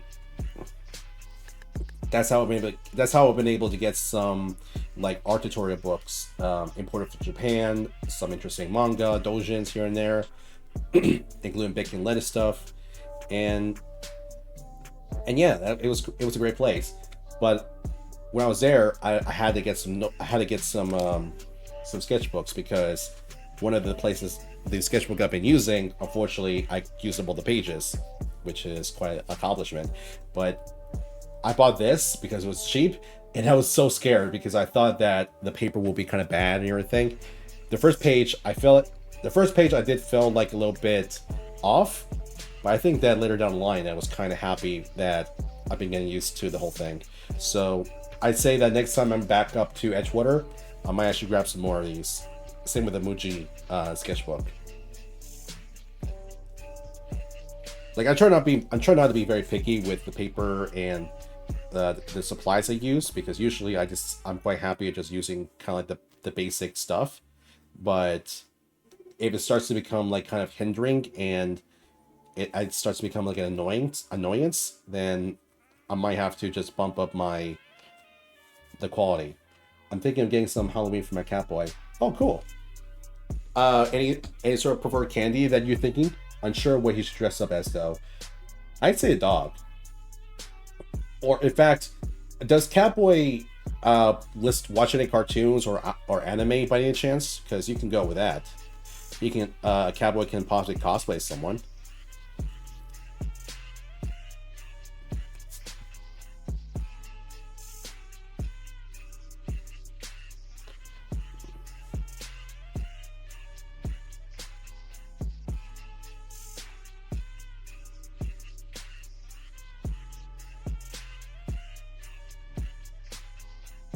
He likes games, anime, and such. I mean, you can dress Catboy as his favorite video game character or anime character. Maybe Naruto or Ness, Lucas, maybe Toon Link, and so he can poon all the noobs. Something like that. Yes. Smoke.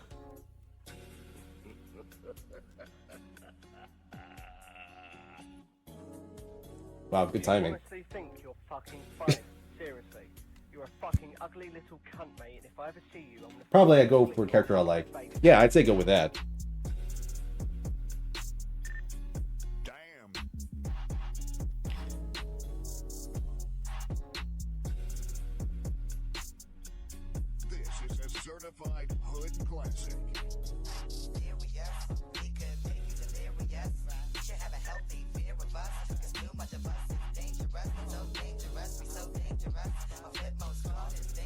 Yeah, so with this, I want to make sure that this makes sense. I may butcher like the accuracy of the length and the parts itself, but at the very least, if it's convincing, that's what matters.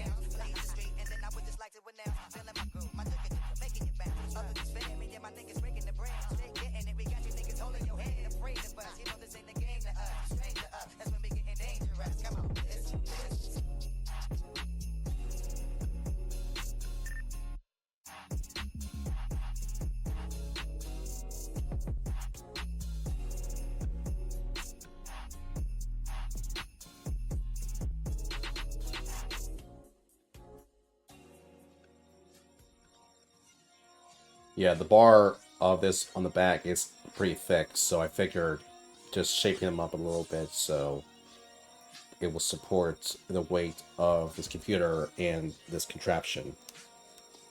I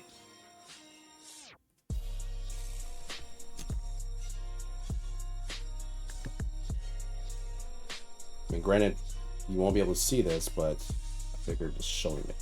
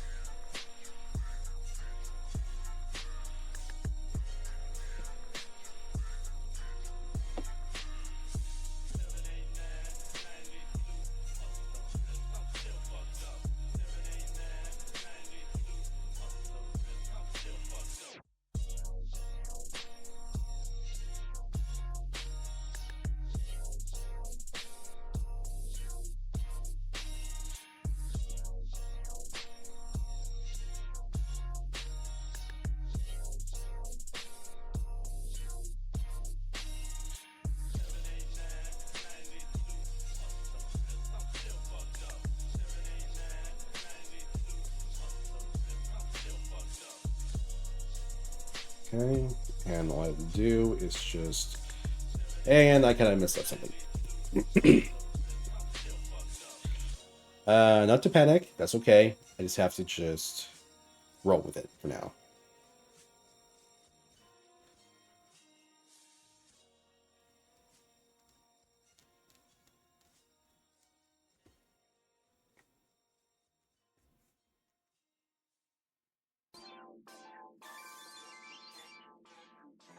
All right, now before I detail the rest of the contraption, I want to at least start thinking about detailing or shaping up the character, Oswald. So, let's see.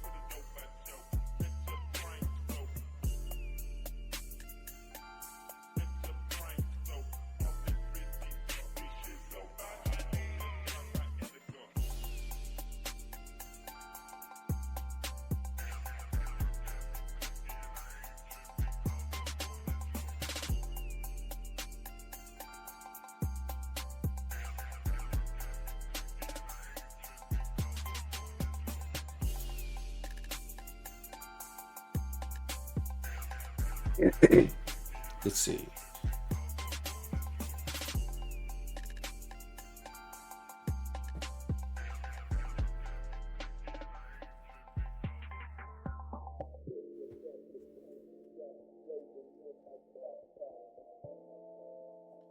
Figure this might be kind of like that, so I make sure it's in a proper angle so it has good balance.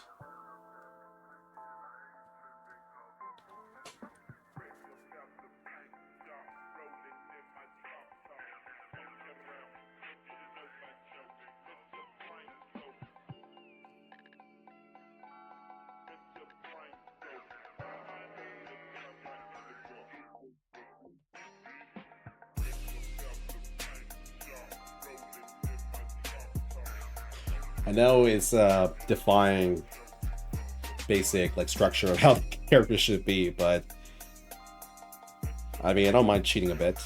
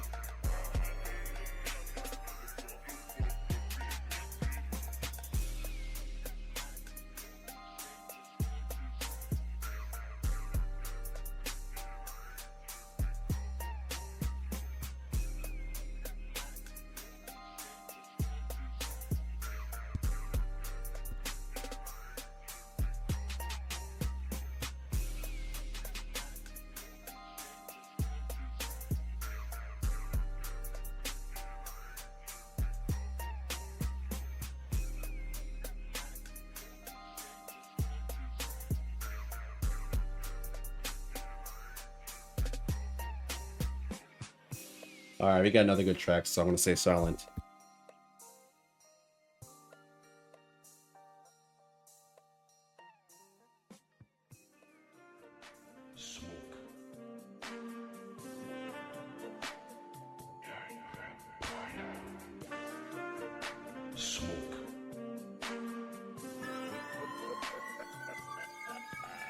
Shelter.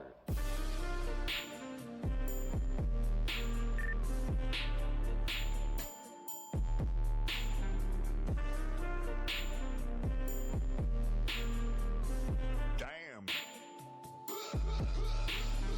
I recognize your fragrance. Hold up, you ain't never gotta say shit.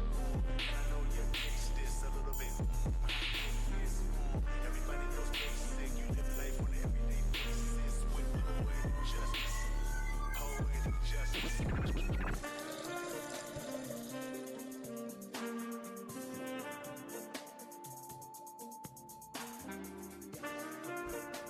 The bangs kind of look like mine.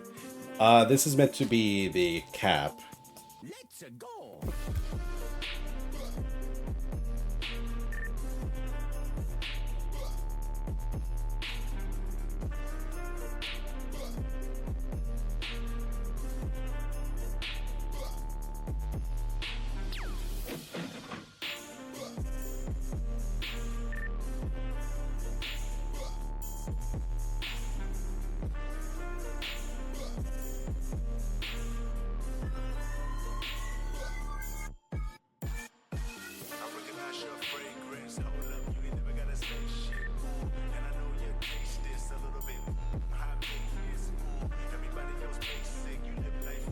I thought it was the bangs with hair going up. Yeah, I mean, Oswald has messy hair, but not bangs. Kind of, he doesn't have the bangs similar to yours.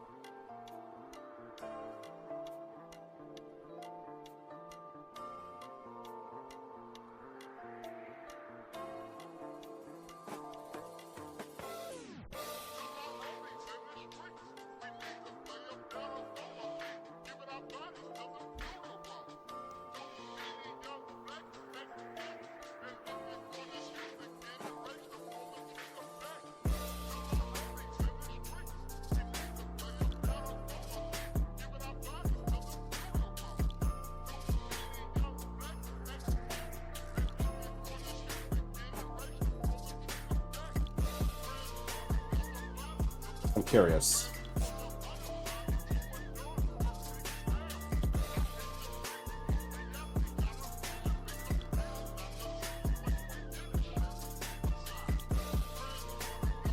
I'm gonna keep that just for now, but if it looks awkward, I could just take it out.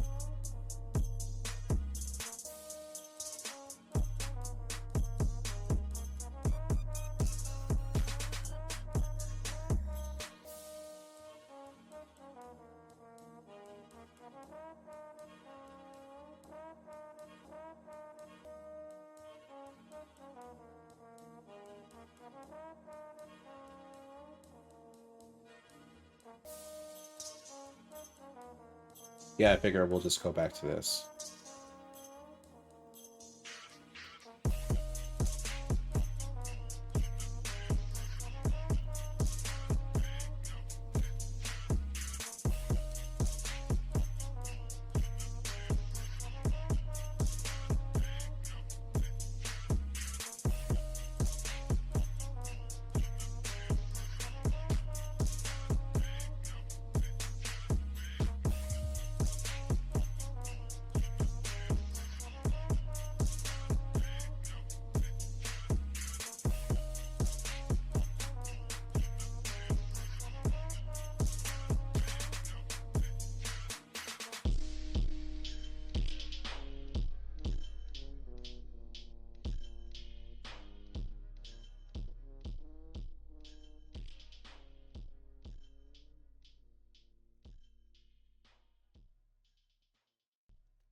Oh, that's the end? All right, let's switch tracks. All right, this is another, let's see. Yeah, this is another nostalgia mixtape for me, so let's go with this.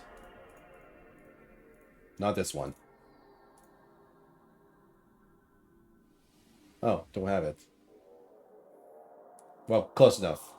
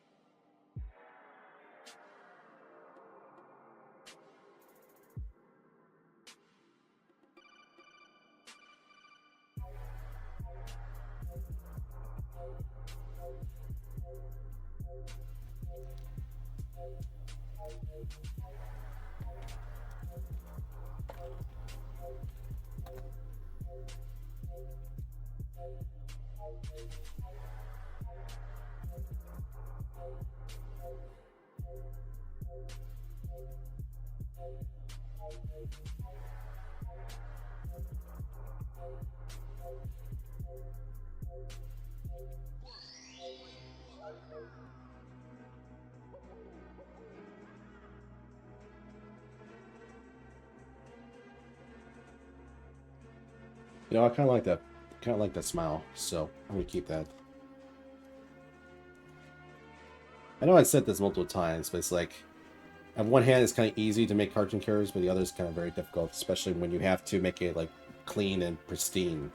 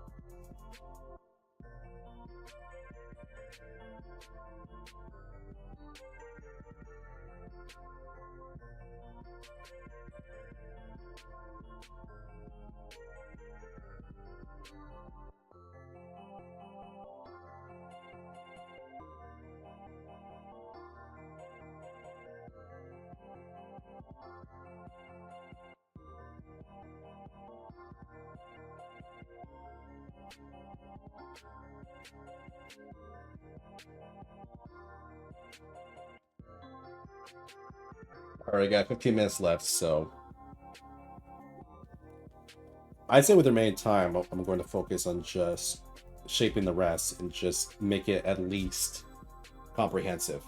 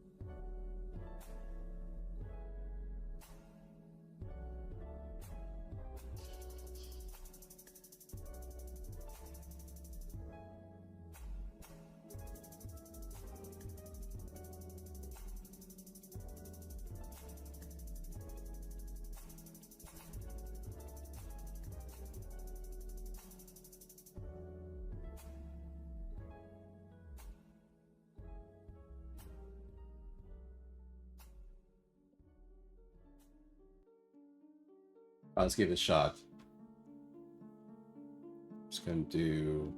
I want to shape up this part. See if I can.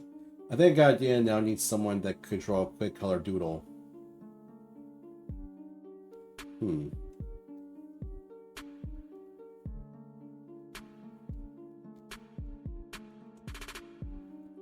What is it that you have in mind?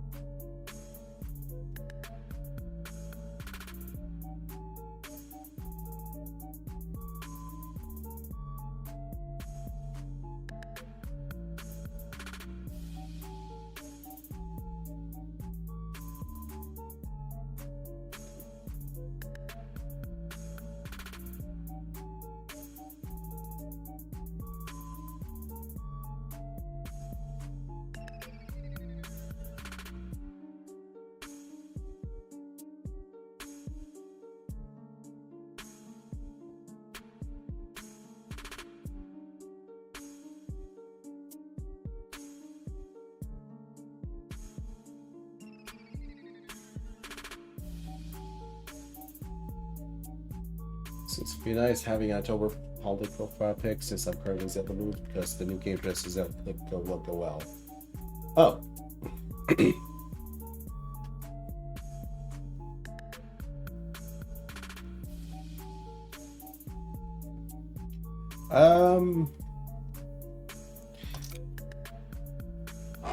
Let's see. It depends like how this goes, but maybe in the future I might play around with the idea. Capway with the is a sword shield guy anyway, so if you were fighting and such. I see.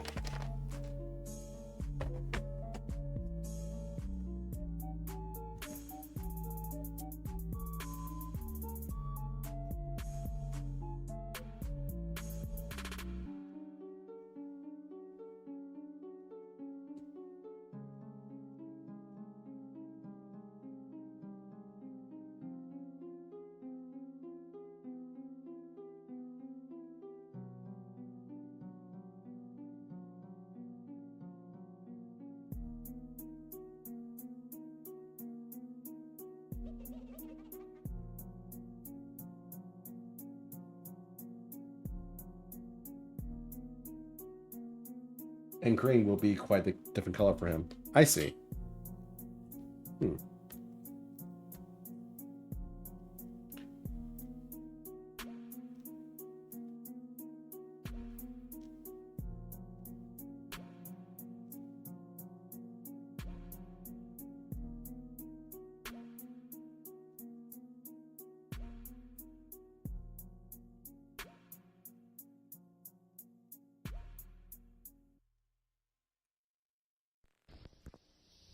In this first lesson, we will concentrate on how sounds are generated and perceived in the physical world.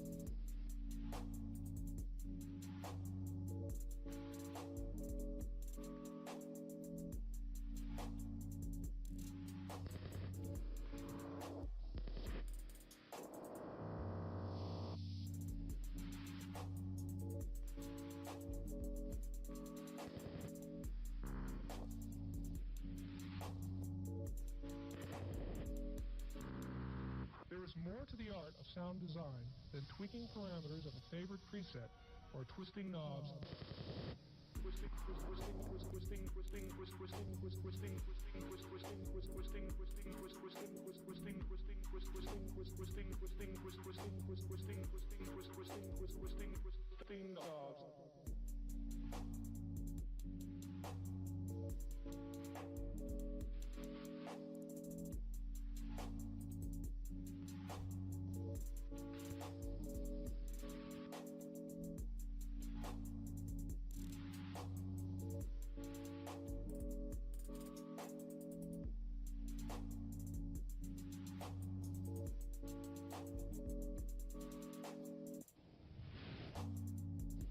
In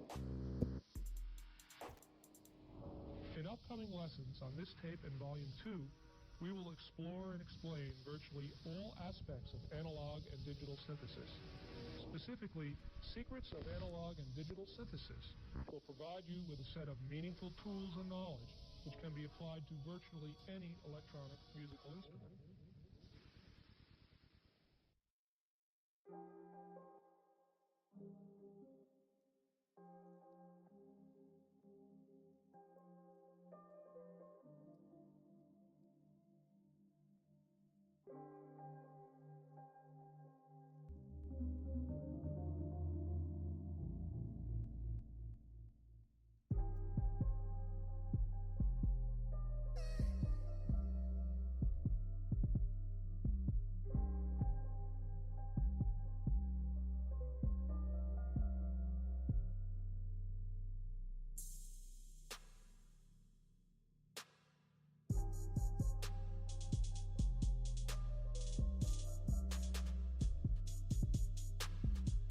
No.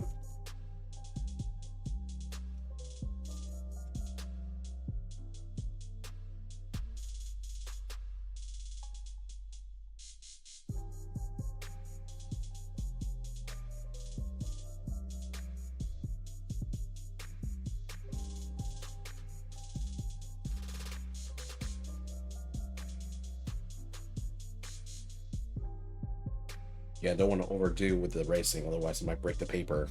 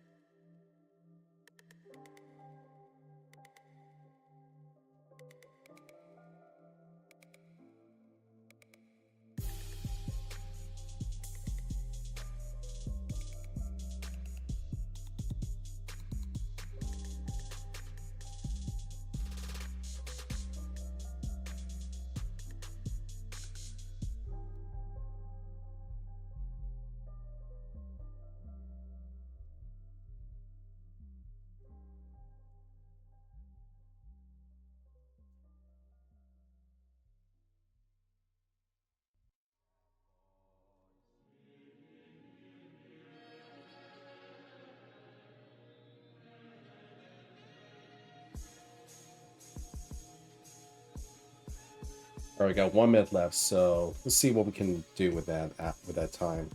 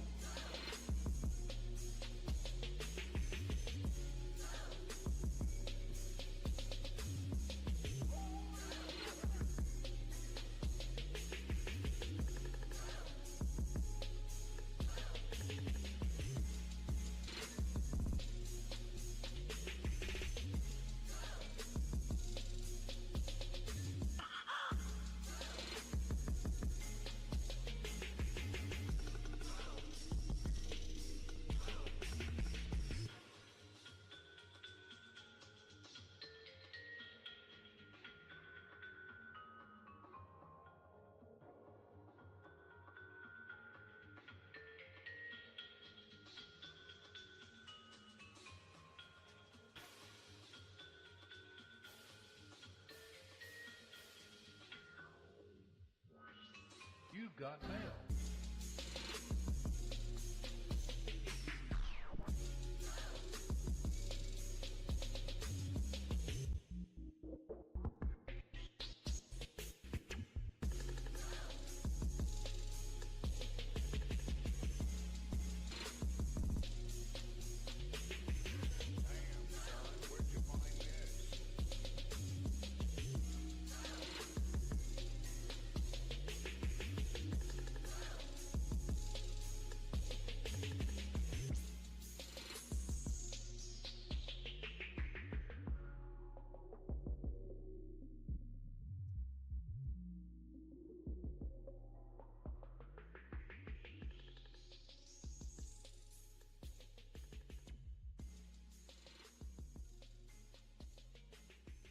Okay, that's the end of round 2. And here's the result we got so far. I mean, I know it's like just first hour, and this seemed a lot much, but I mean, compared to what was last Thursday, at least we got a good amount of progress. I mean, the important thing is just having like the overall shape and like the idea of the whole sketch itself done. So that I'm quite happy about. I'd say when later down the line, I can just focus on just adding the arm, refine the shape of the bottom body to all that stuff. And I'd say we should have the sketch done, hopefully. So for now, we're just going to take a quick break and just sit back and just relax for a bit.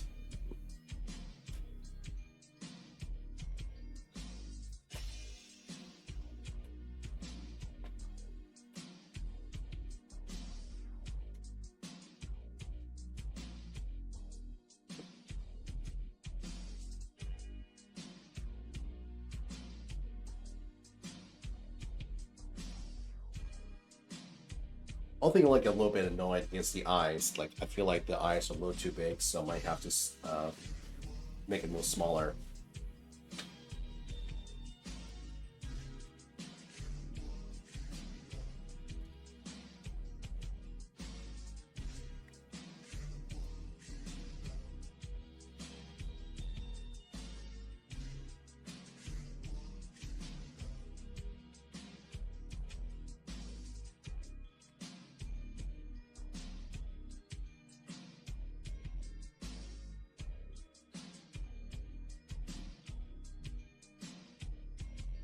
I'll be right back.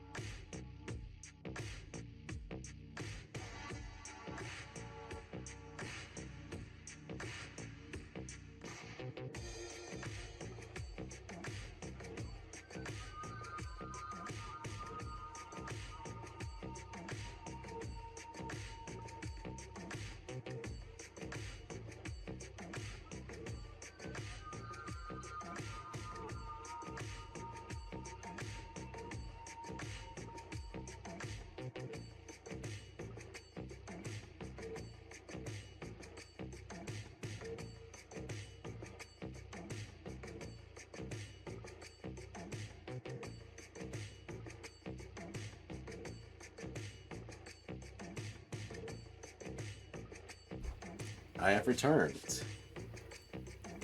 All right, let's see. So I guess it can share this part.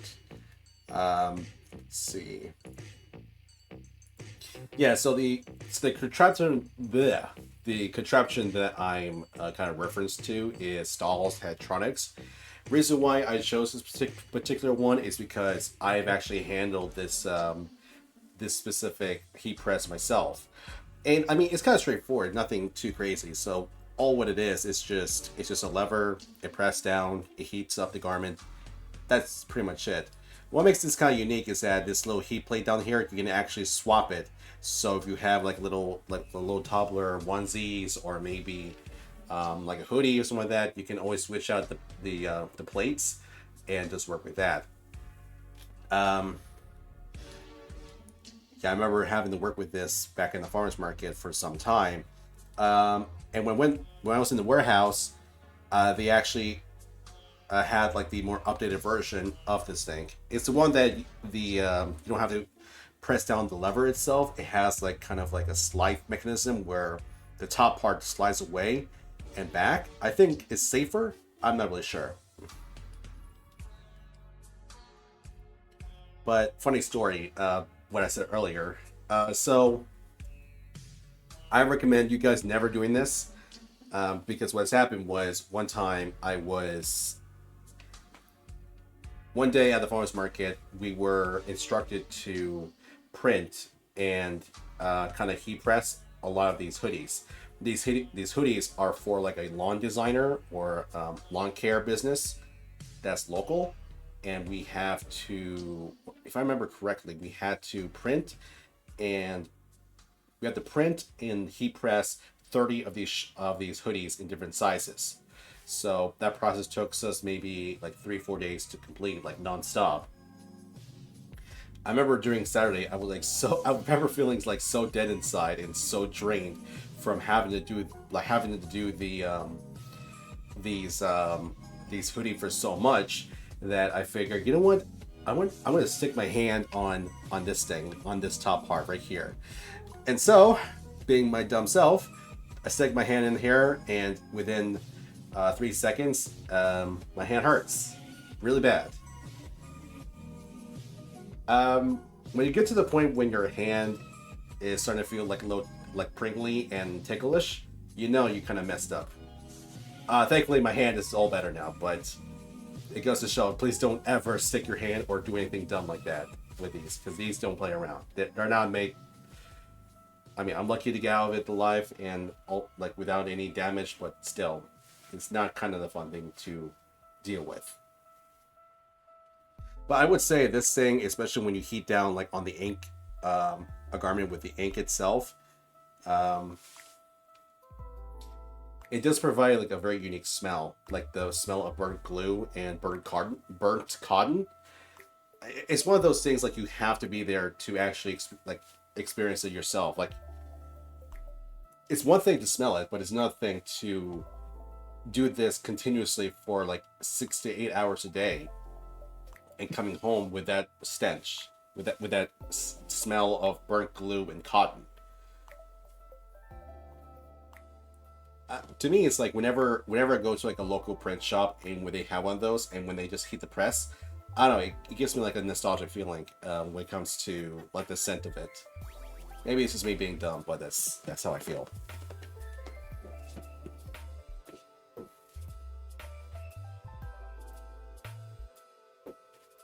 A duo with Shirley and Mark. You know, that'd be quite interesting.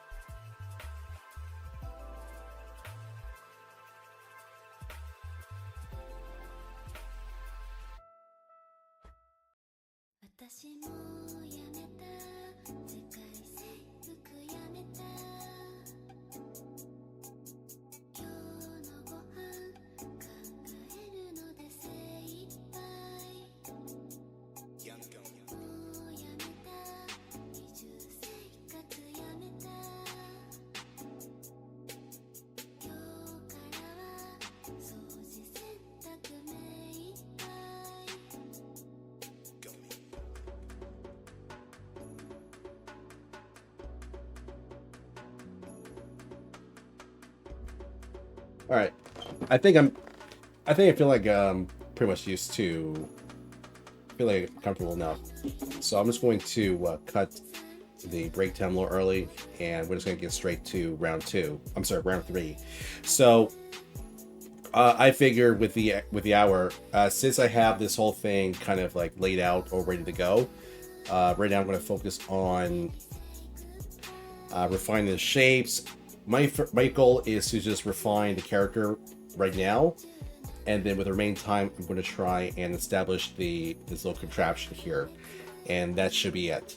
I mean, I could go further with the background, but I don't want to go a little too excessive because I got other prompts I got to worry on. So it's time to start talking, and let's start working.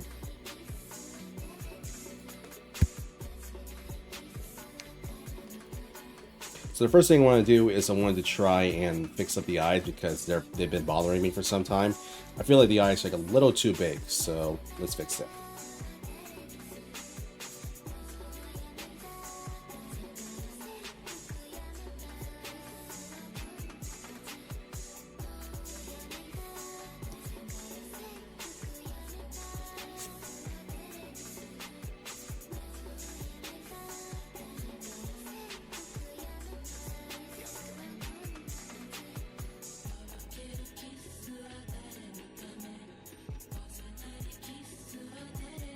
Let's try that.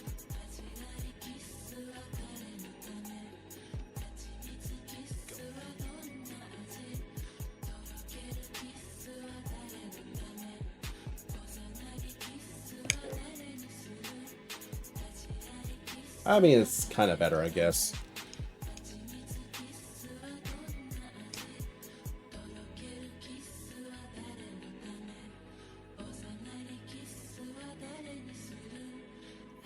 Yeah, with the big iris, it makes it a little awkward. So I figured might as well take care of that first before I do anything else.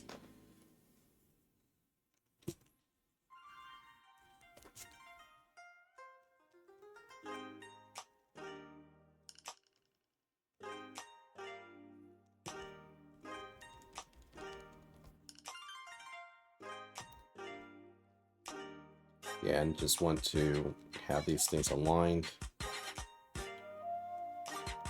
Yeah, I like that.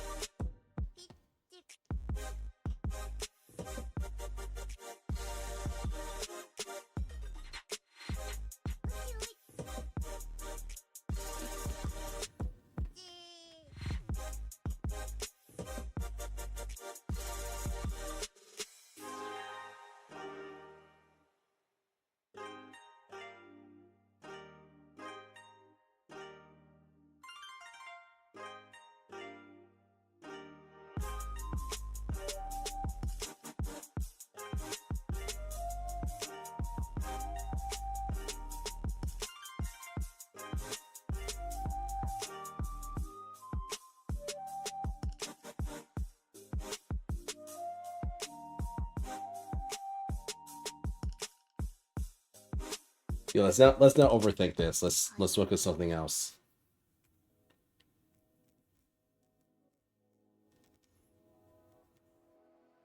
Oh, I think the song's done. Nope, not yet. Still going. Oh, we're halfway through. Okay.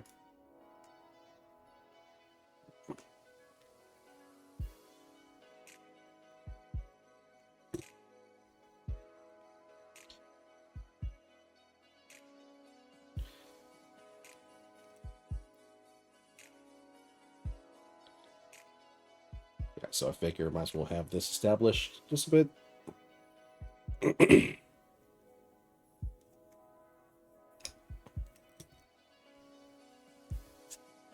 Yeah, just apparently it's like one of those things. Like you draw him for some time and you end up forgetting some basic things about the character that you draw him for. But all good. I managed to get that solved.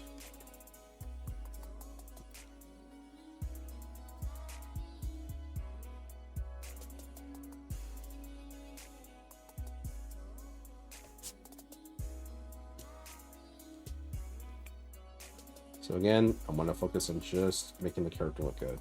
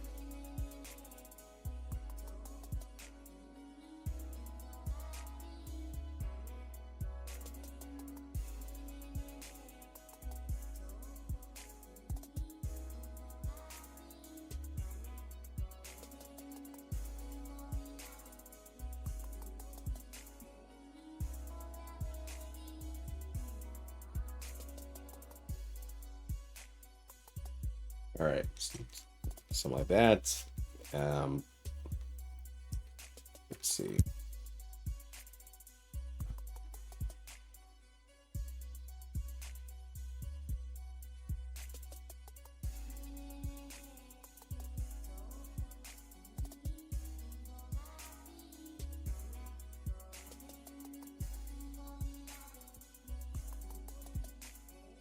Okay.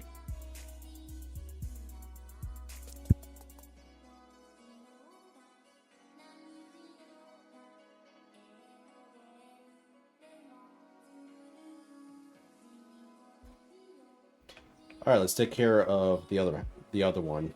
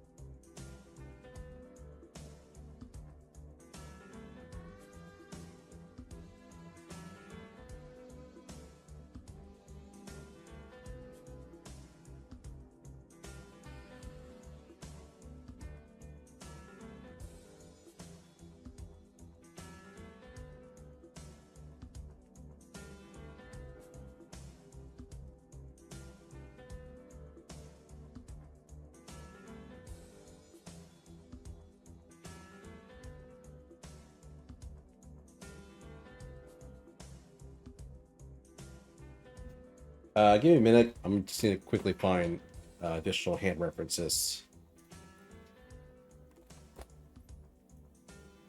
Because I have an idea of how I want this drawn, but just need to get like a proper... Just need to... let's try this. Oh, already have some already.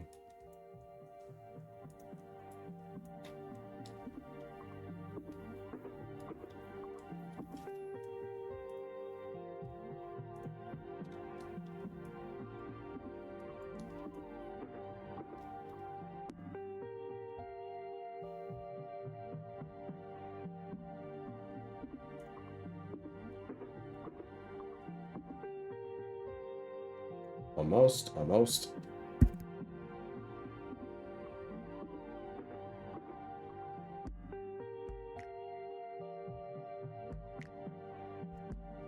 All right, let's try this.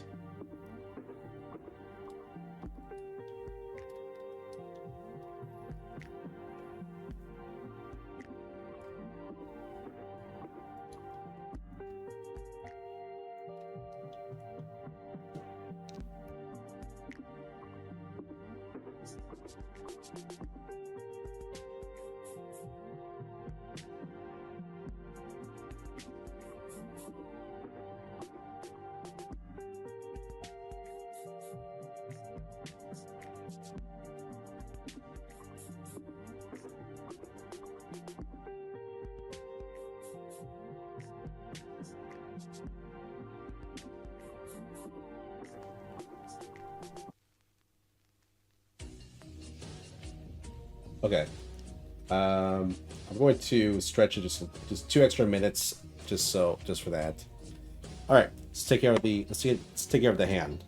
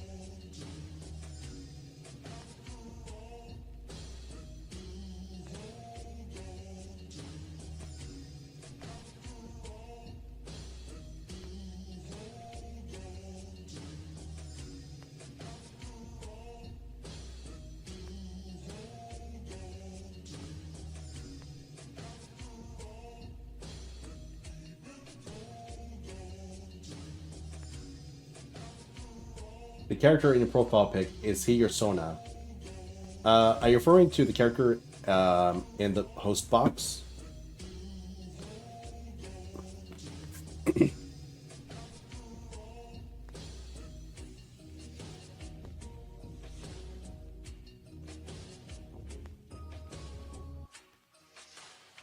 Yes, that is me.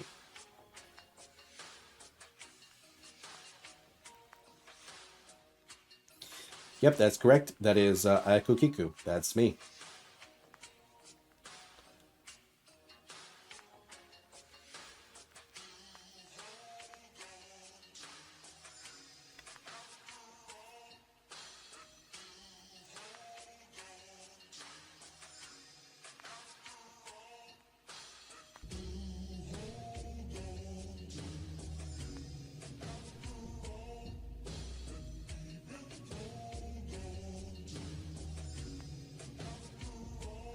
My Capoeira is Sona too. Oh, that's cool.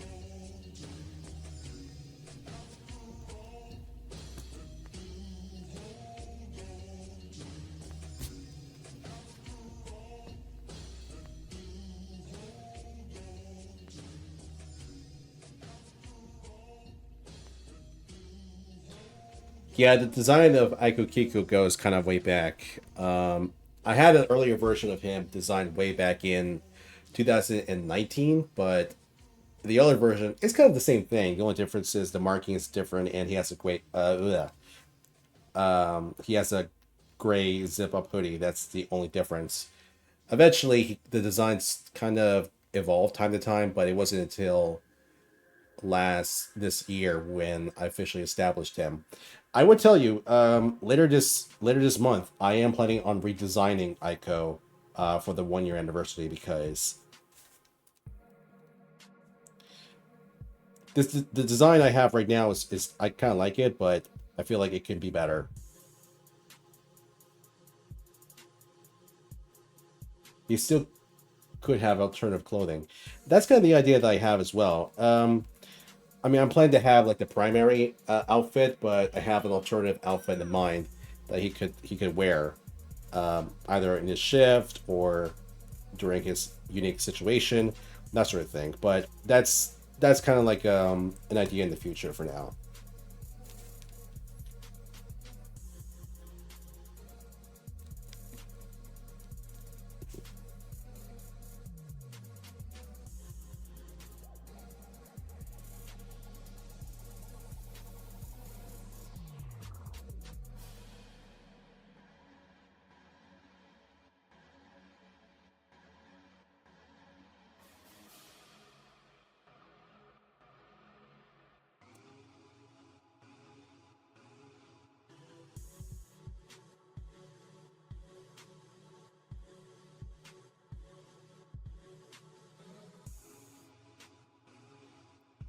Do you have any like when it comes to your Sonata? Do you have like anything in mind, like when it comes to primary and alternative outwear?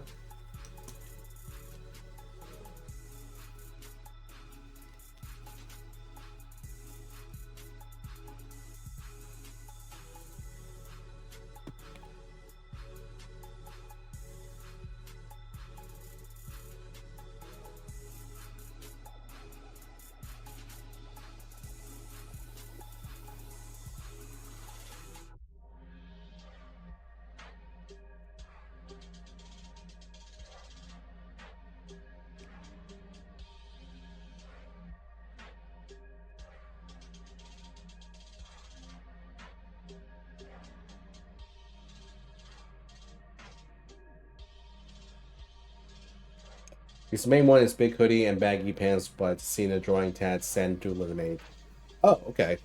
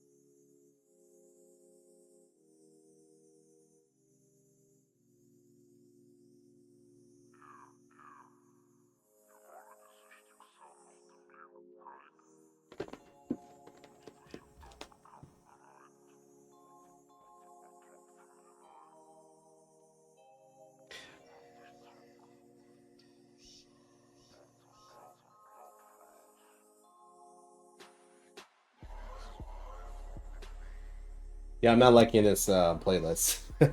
Let me switch something a little more better.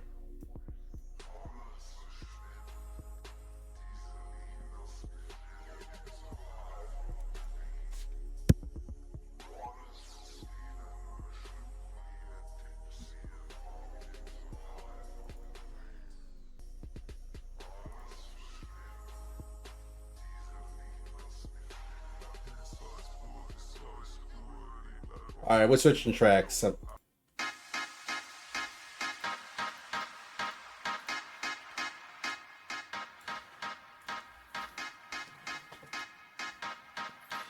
Yeah, we need Yeah, I need to wake up a little bit, so I figured this will help.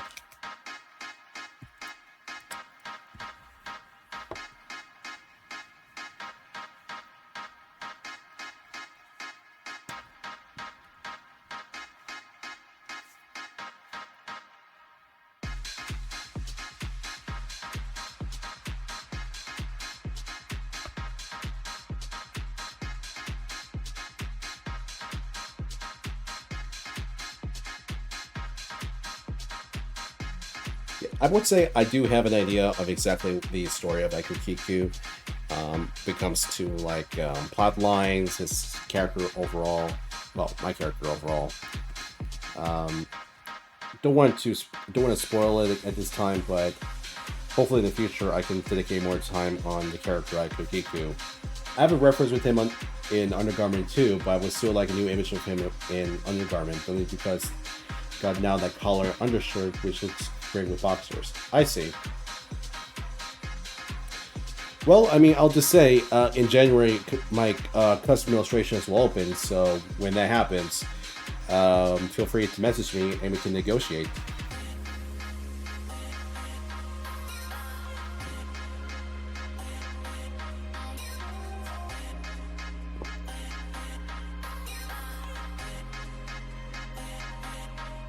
Yeah, let's say it'll be quite interesting to play around and draw other people's characters and see, get like an idea of how they work and the design elements behind them.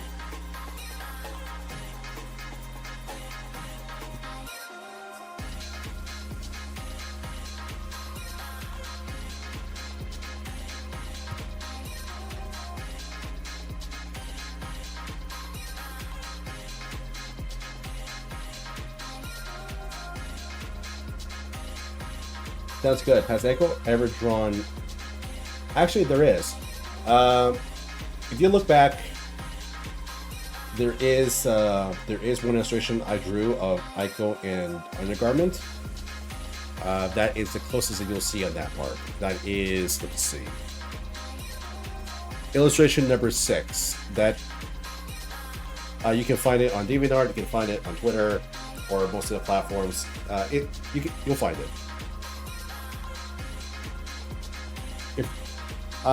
If not, I mean, I can always just give the link to the illustration, but I'll do that after this live session.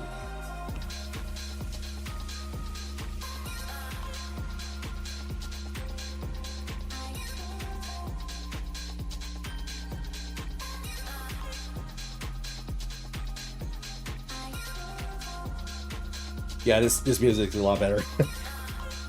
I mean, the mixtape before was getting a little better. It was okay at first, but then it was just so drawn out to the point that I gotta switch something else.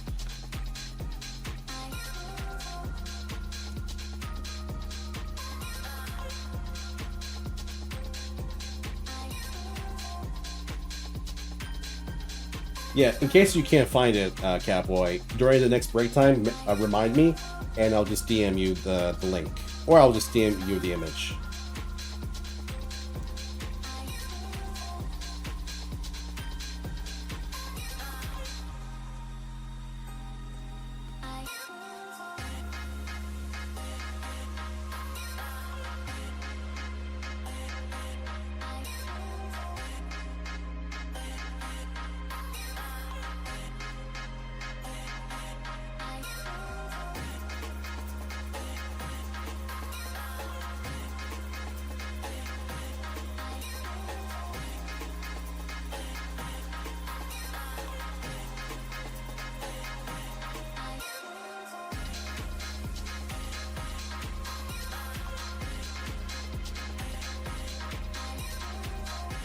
Pretty soon in the future, I should start considering getting a remote control tripod.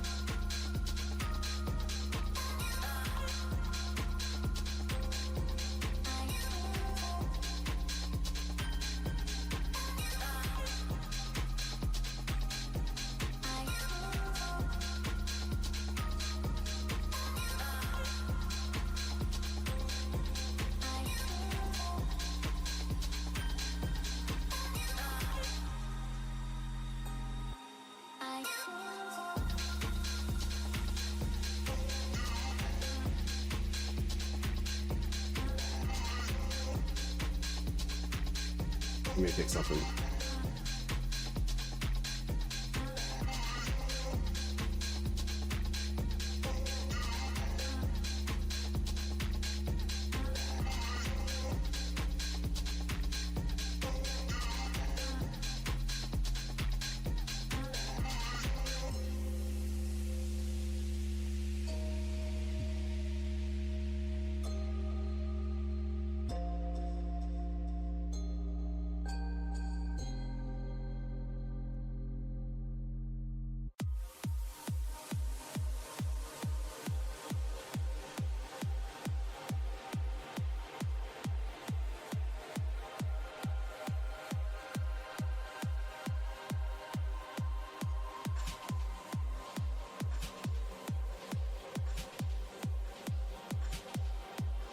Yeah, that should be better.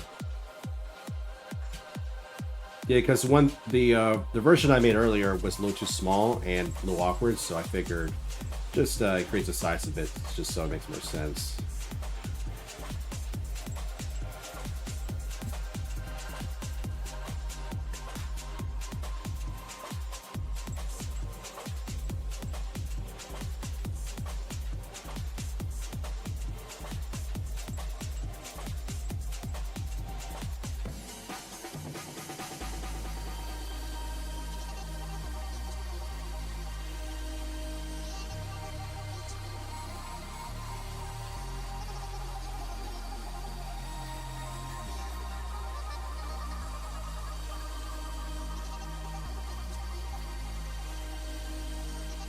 There we go.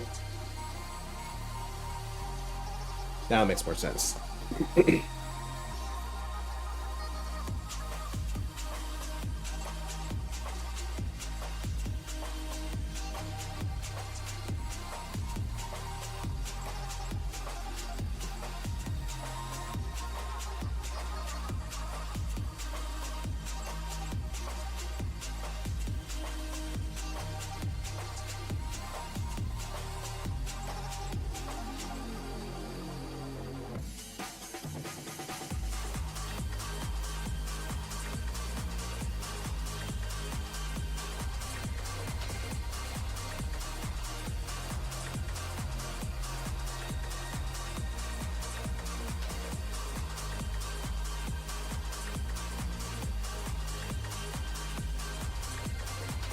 Alright, let's try that.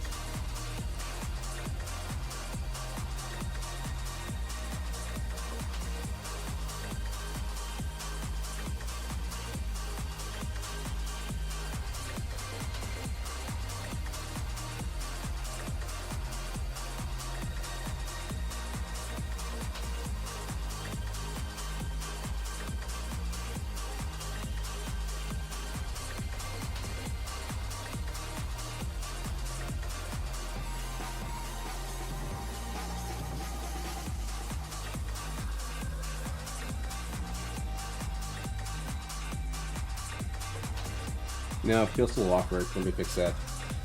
Again, it's always the line. It's always like, you gotta make sure it has to be that pristine curve and that pristine line, otherwise it ruins the whole thing. So don't worry, I'll do it. Yeah. There we go.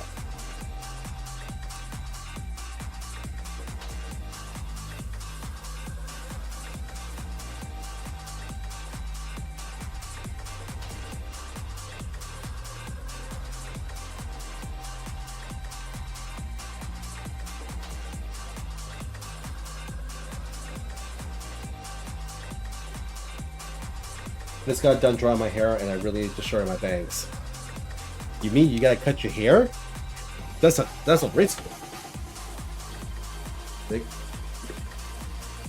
But that how do I record the moment you cut your hair it just catches on fire? Like that's like the ultimate sin of Shirley.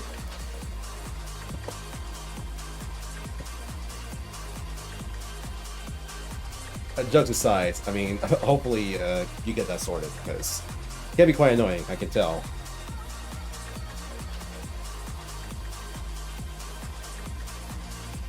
Only my bangs now and then. Ah, I see.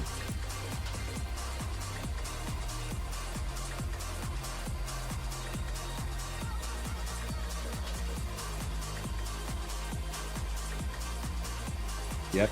Now you, so you can see your precious nest.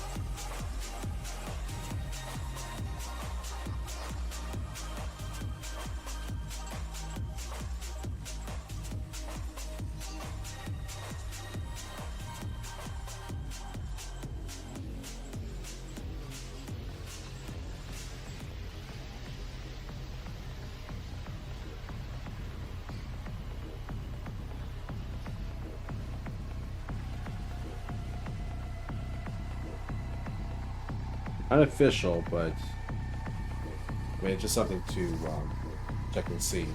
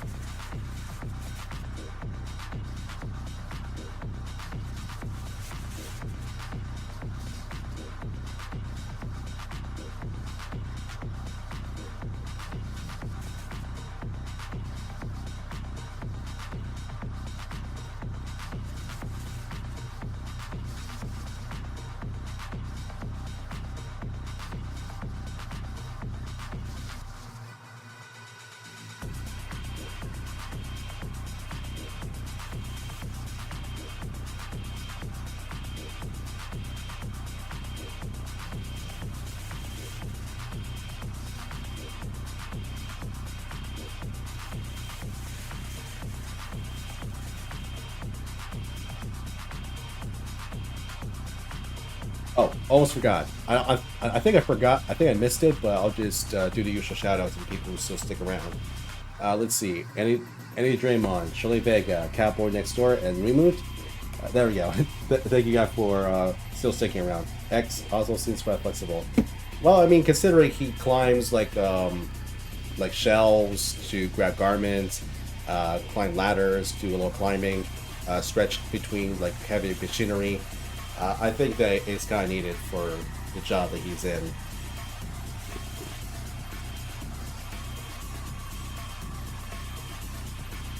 But yeah, thank you guys for still sticking around.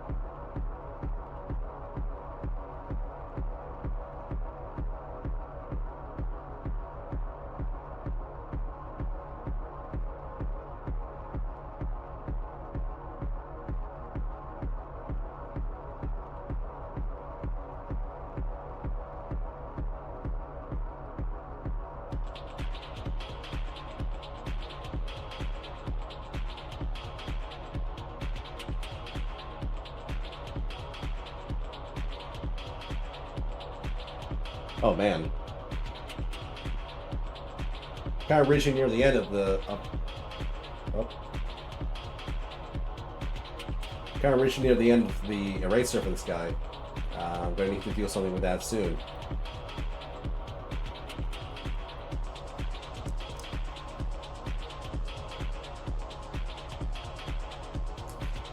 But hey, it had a good run. I mean, I'm surprised these pencils last quite a while.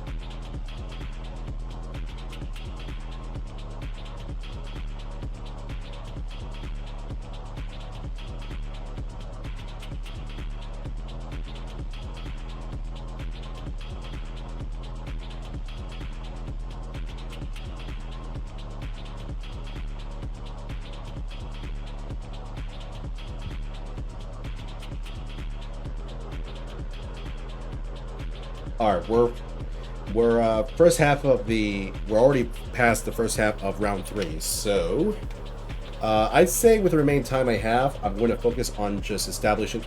I'm not going to detail the character yet.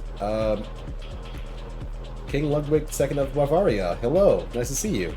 Okay, so I'm not going to focus too much on detailing too much of the character, like the stitches and all that stuff. I'm going to keep on like establishing like the key details I can need, and then with the remaining time, I'm going to focus on detailing the rest of the contraption. So that's going to be the idea.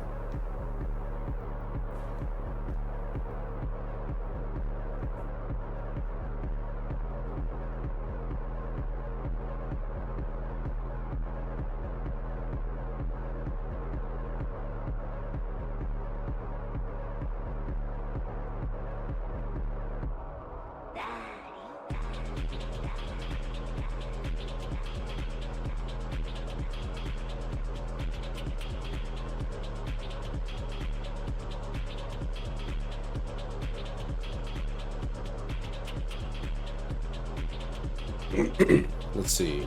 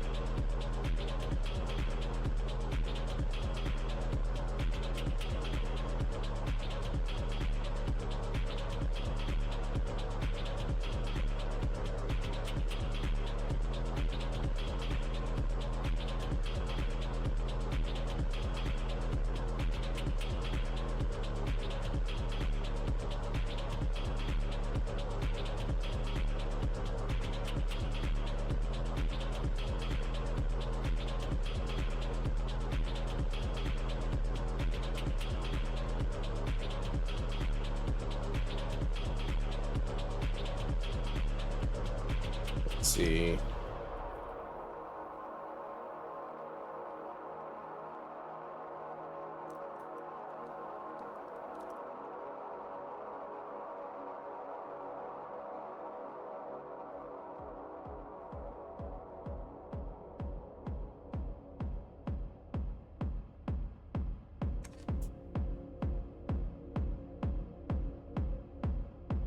It's not perfect, but I mean, for now, it's just to establish the detail.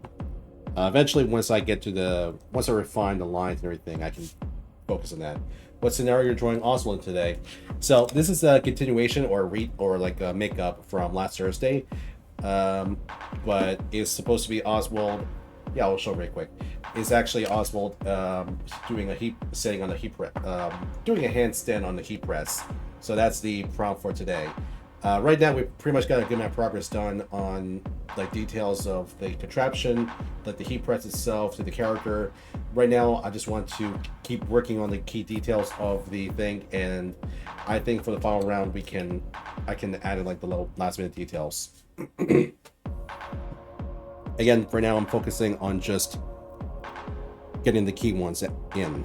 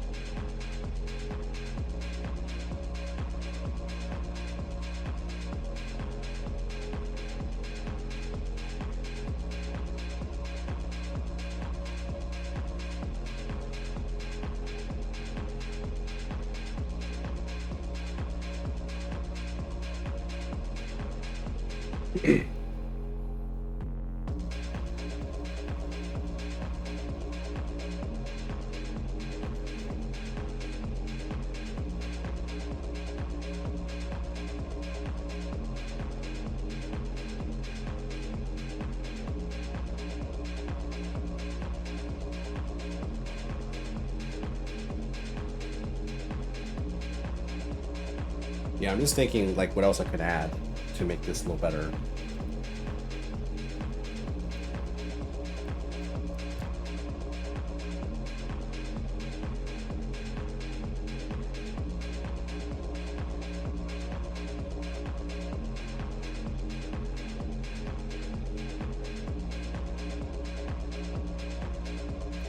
Well, I just read that without unmuting the mic.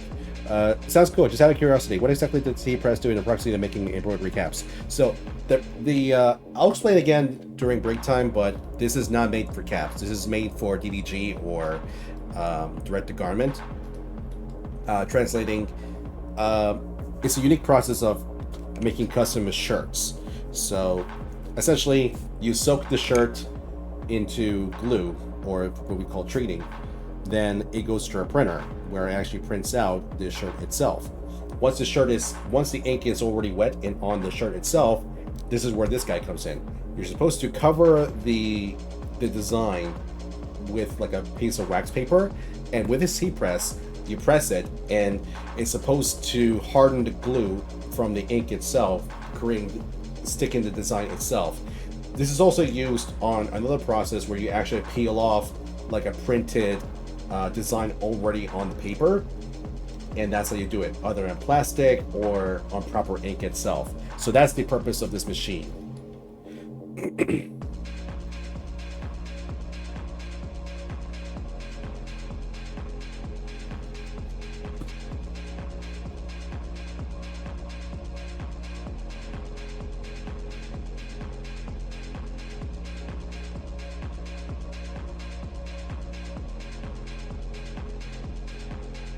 Yeah, essentially think of it as like a giant sandwich maker. That's the best analogy. Just think of it as a giant sandwich maker. You press it down, and the heat from the top pad is the heat itself, and that presses down on the garment, harden up the ink or designs or vinyl actually, and that's how you're able to get your design.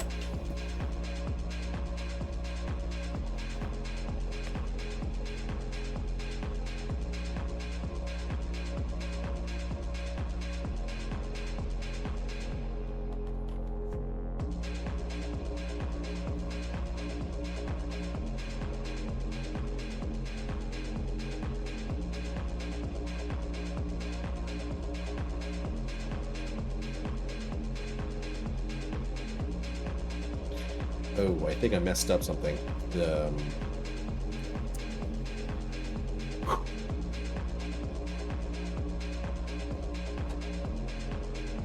Alright, I'm just gonna roll with it.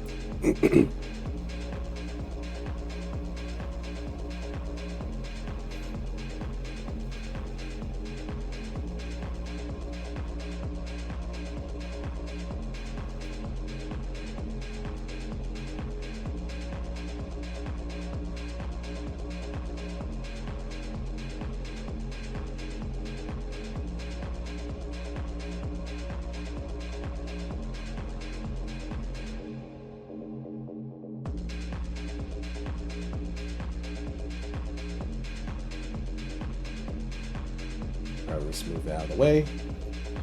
Let's take. We got 13 minutes left. Well, 12 minutes left. So let's speed this up.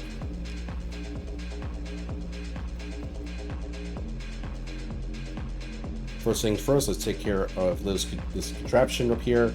So this is a computer that allows you to actually adjust the heat and time of the heat press itself. This thing can go up to like 400, 500 degrees if you so desire, but that is if you want to burn your shirt, which I don't think most of us want.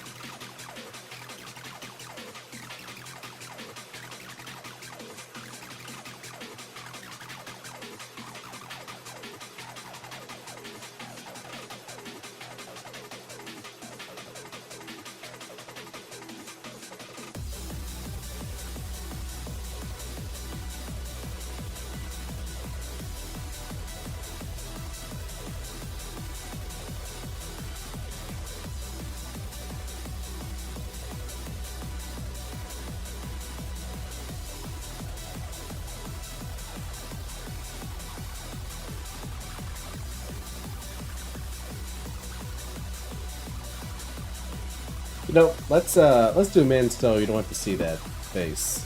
There we go.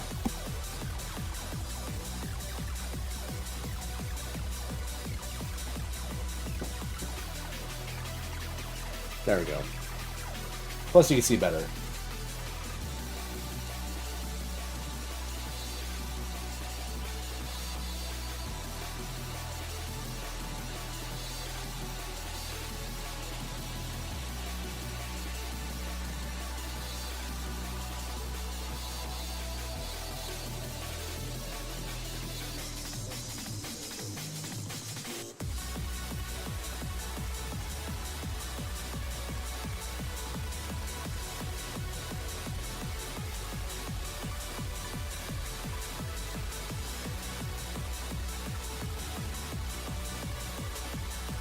Let's see. Just going to do that. But the switch is there, so it's going to be a little conflicting.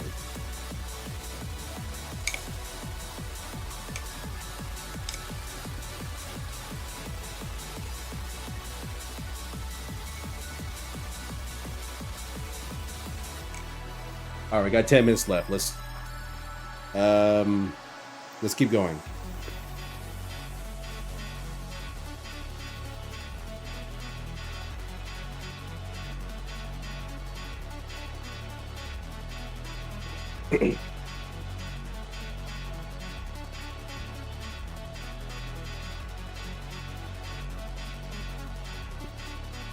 All right, I'm gonna have to fatten this computer up.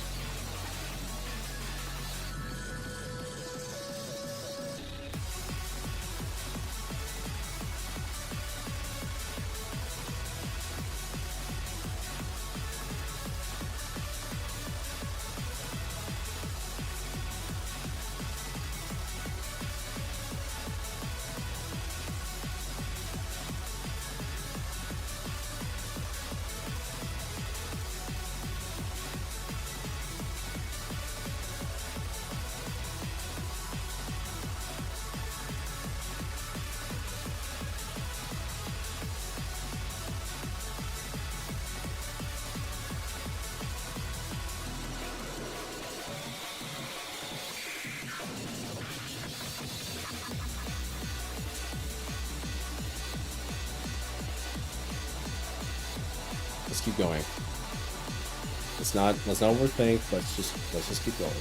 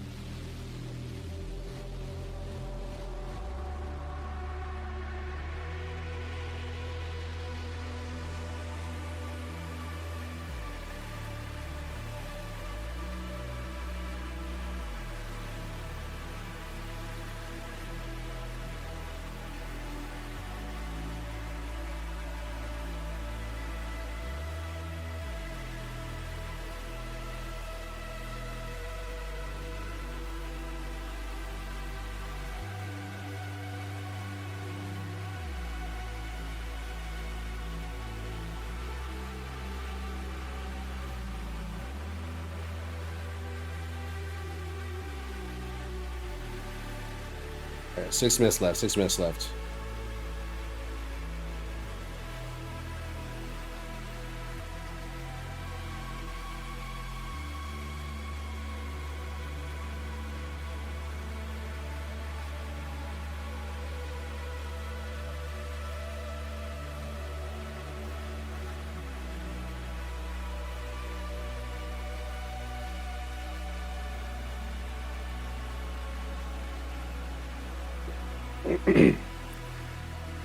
Let's see.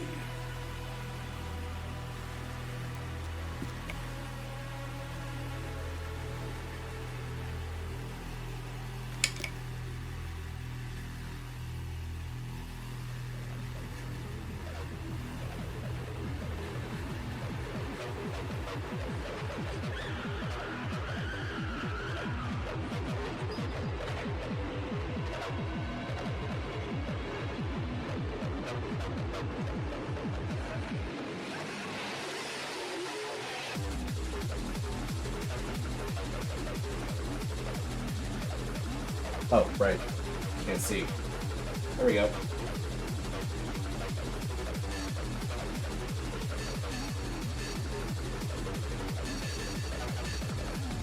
What is the text referring to Oswald's cap? It looks like an acronym, but I cannot tell. So that is Captivate Customs. That is the garment factory or garment shop that Oswald works in at the farmers market.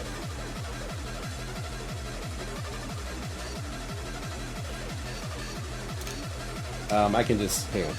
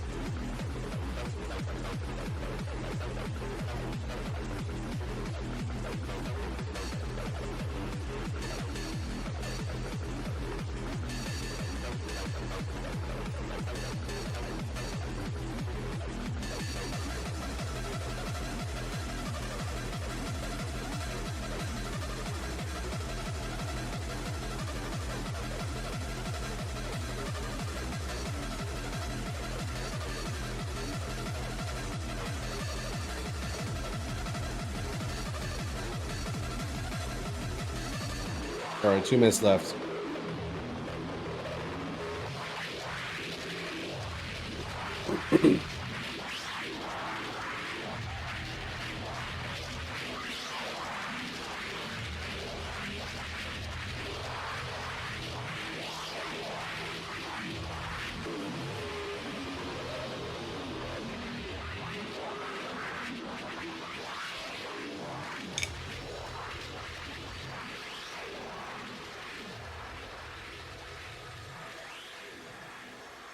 Let's see.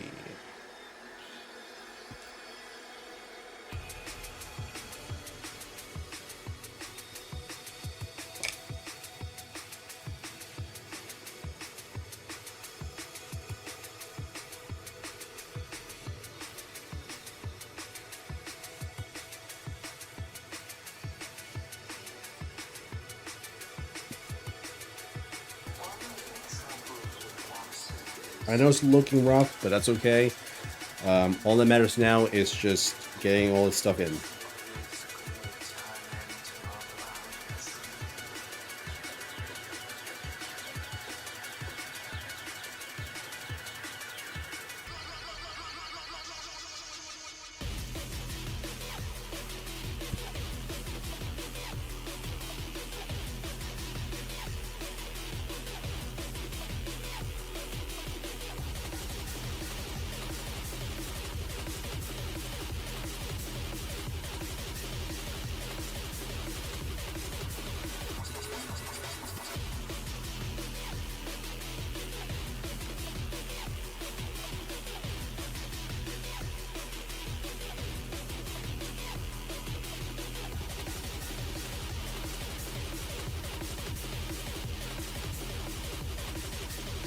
Whoops, my bad.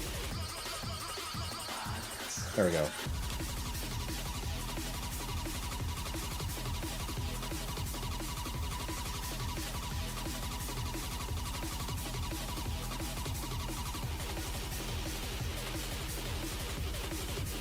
All right. So we're at the end of round 3, and here is what it looks like for now.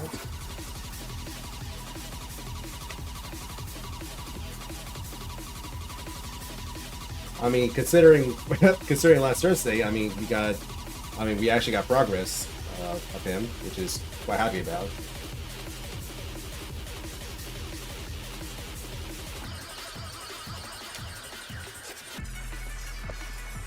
All right, thank you. So I feel like right now I feel like I'm in a good mood to do one more, but I'm gonna do just 30 minutes on the last round, and I think that'll be it for today.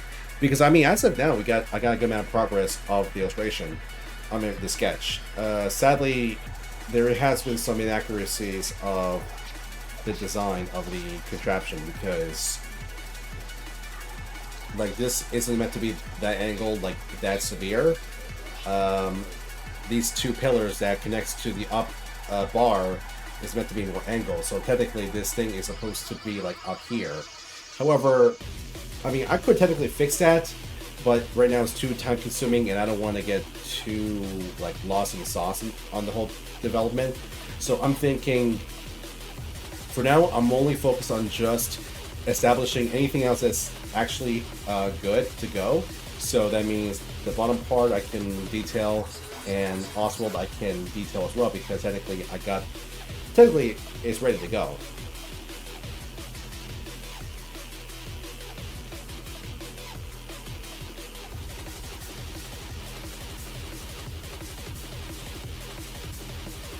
Alright, see a minute. Yeah, I need to stretch a bit.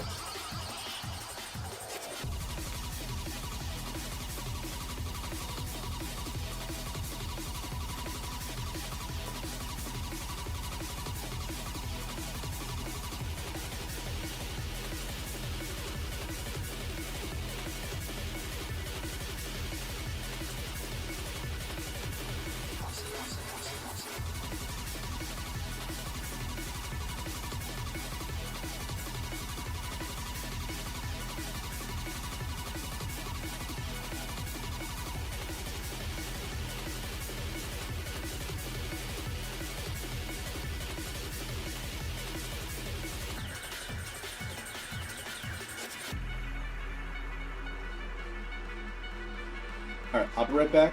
I'll be back one more time. Enjoy the music, by the way.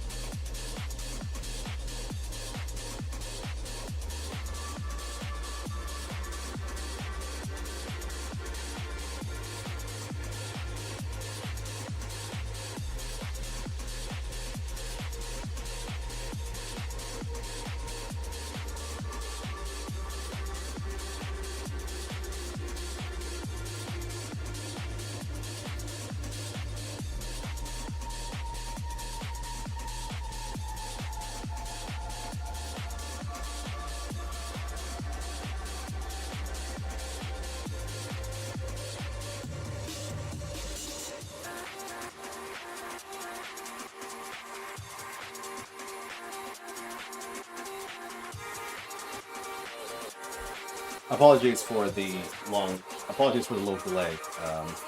Can, just had to take care of some things. Yeah, the schedule's lovely, even the contraction is technically slightly off, which I'm sure if any readers will pick up and care about. Maybe. I mean, hey. Oh, hey, Dix Chopper, nice to see you. Yeah, it's just that, I mean, maybe, yeah, most people won't even care about, like, all the things in the background, but to me, it's like, again, I was hammered the idea, it's like, I have to, every time I make something or submit something, I have to ensure that it will be seen by multiple eyes. Not just people, like, let's say in the community, but let's say people, like, outside of it, like, maybe people from the industry, people from, like, management roles, directors, and so like that. So I gotta keep thinking, like, every time I submit something, I have to expect people like them to view it. I'm not saying, like, I expect it, but what I'm trying to say is, I have to be ready in case a person with a very critical eye comes up and see it. So I have to really ensure that everything, including the background and the props, is accurate as is. So, in case I don't get called out and saying this contraption is like 5 centimeters down and this is like completely wrong, that sort of thing. I mean, granted, I know that the possibility of that is unlikely, but it's still a thing I got to ensure that I gotta stay really firm on it. That's understandable, that's a professional attitude to have. It's just that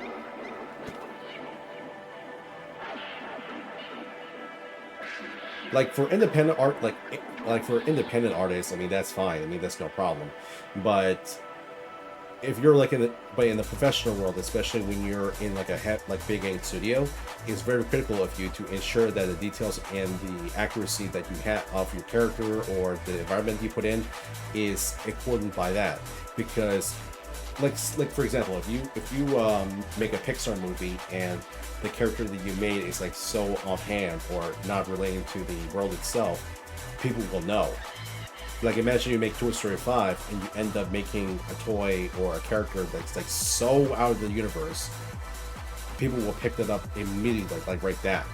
So I got to ensure that people, like, I got to be ready for someone to point that out.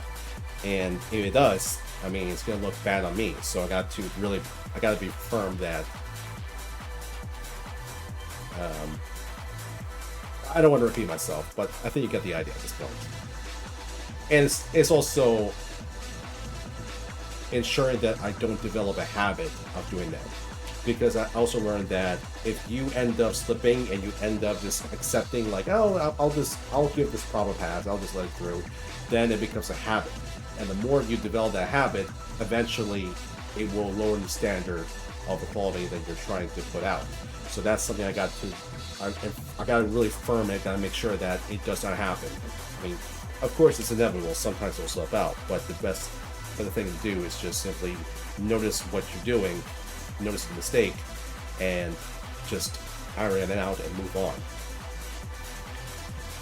That's all I'm going to say in that part. Alright. I wanted to have a good night's sleep, so I'm going to end the break time early. We're going to get to... Oh, there you are. We're going to give ourselves like 30 minutes, and we'll, let's get a move on. I'd say with the remaining time, I'm going to focus on details and clean it up as much as I can, and that should be it.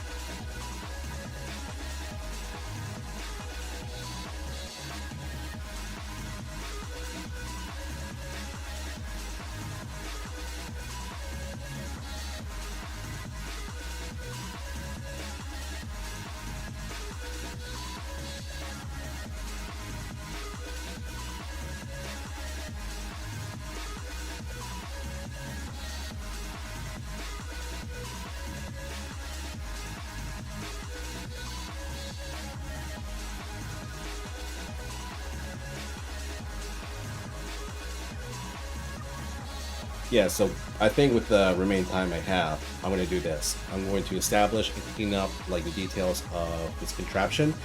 I'm going to leave this I'm going to leave the computer part alone because I want to move it like a little forward, like a little back. So I'm going to leave that alone. Establish this, Oswald, and that'll be it.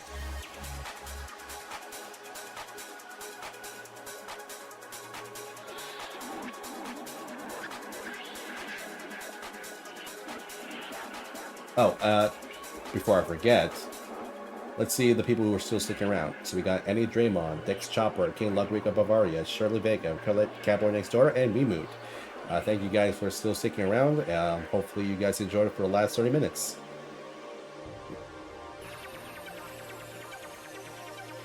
I know the song is almost ending, but I'm going to replay it for tonight.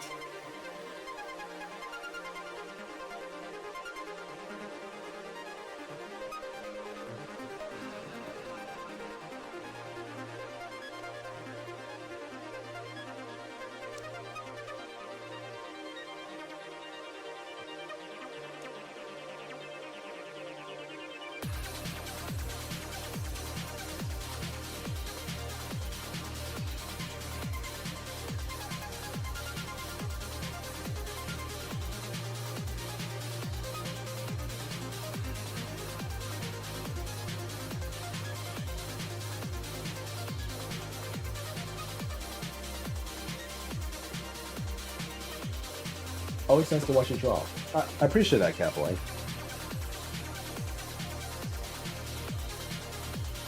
You know, I did remember something.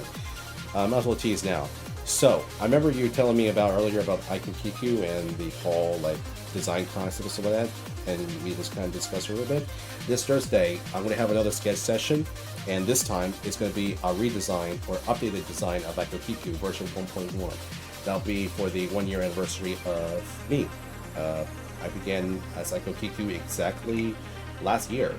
I think it's like the 13th or 15th. But yeah, I'd say during that day when I sketch out IQQQ, I can finally talk about the story of how I became one. Well, how I became who I am now. So that's something to look forward to.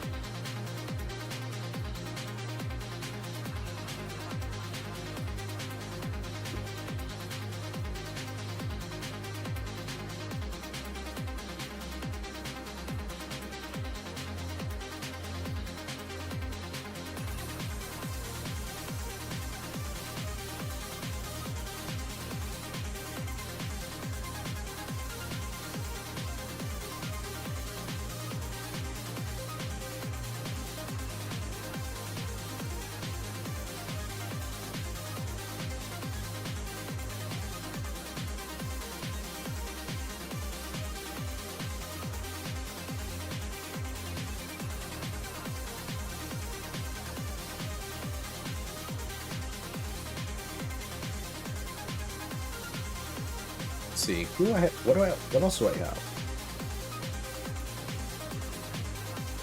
Oh.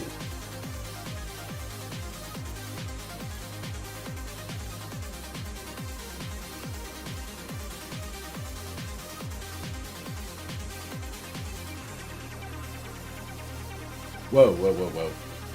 Let's not expose ourselves that quick.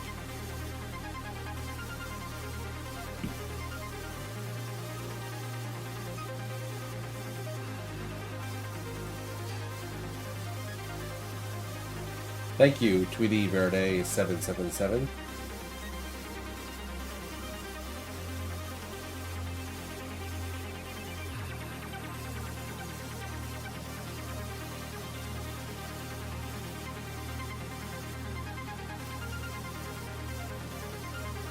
Before I had my Catboy, I had a cat persona, and I guess the clean mark is also a thing. But when he was made as Catboy, his city enhanced got changed up a bit, which is nice, so that it strays away.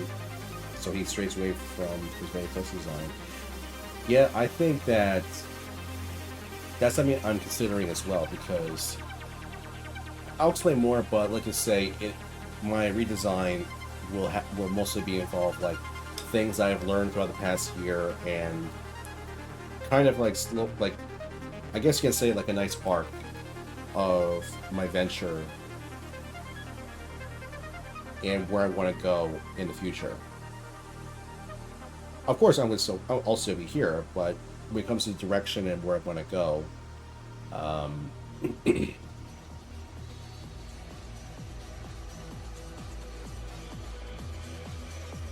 I can tell you it's a lot. It has changed a lot, and my outcome is actually a lot more positive than it was.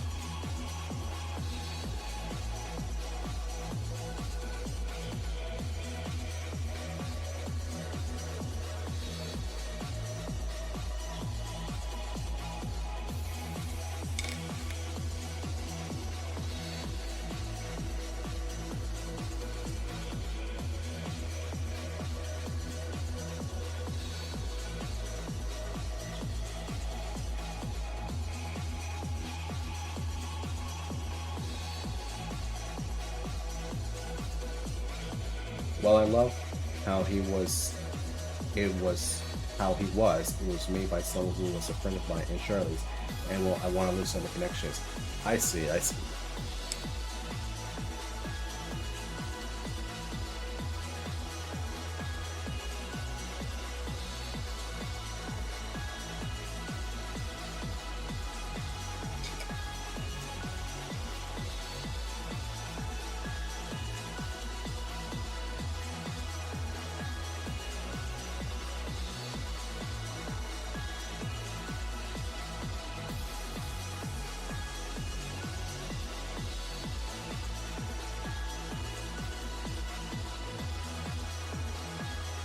Welcome. Good luck to you. I'm getting tired of sleeping exhausted too, so let me get going and stuff and take care and have a great rest of your night and have a good one. All right. Have a good night as well, Tweet Verde 777.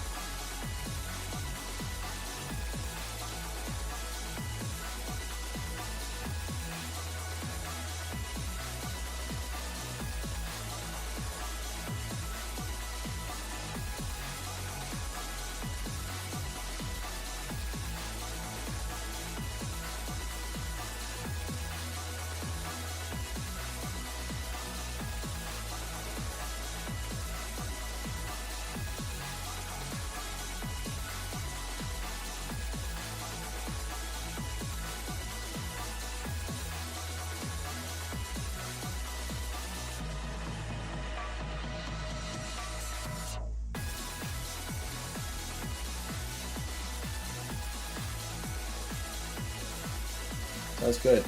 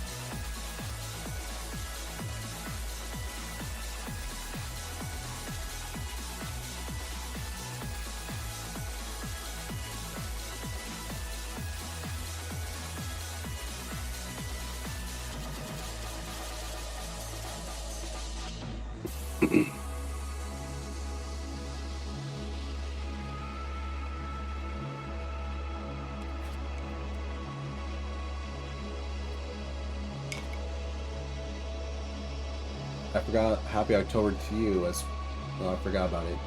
Well, all right. Have a good night, Tweety Verde.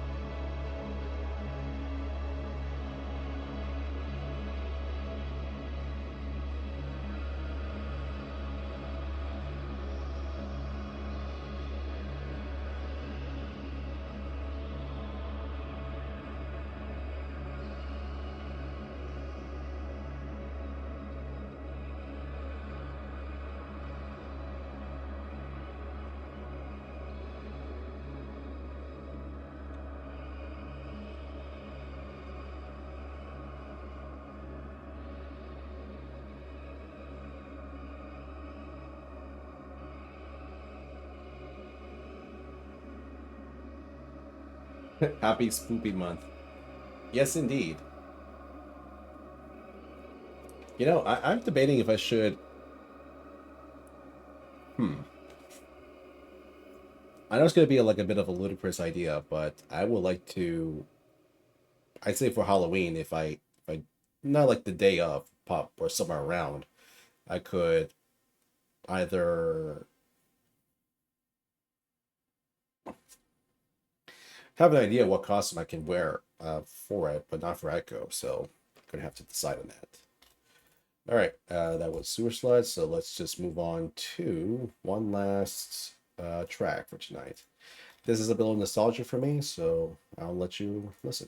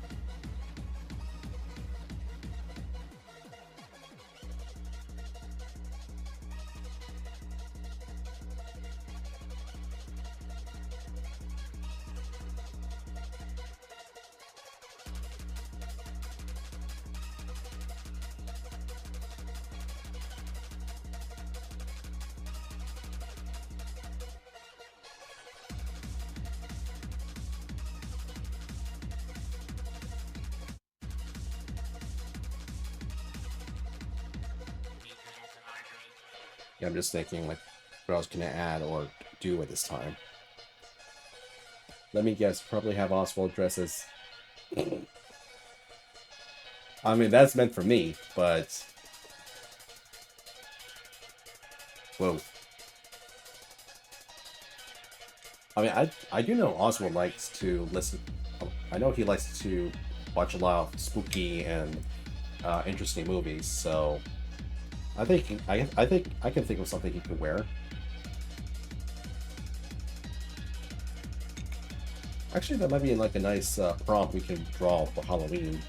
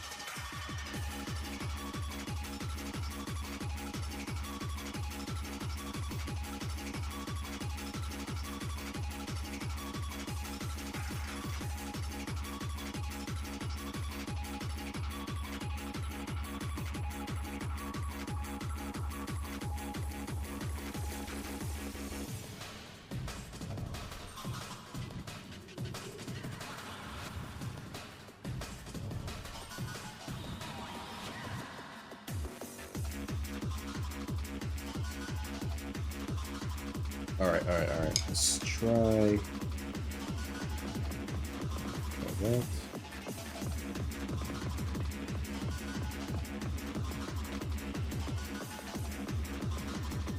What else can I have?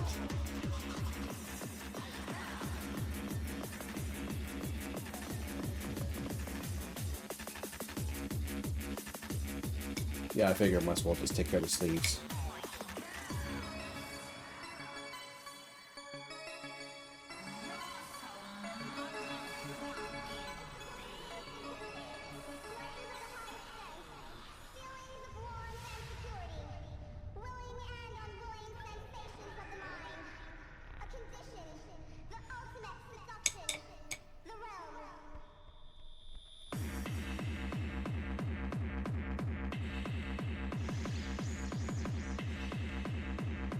Alright, I'm going to type in the last two tracks.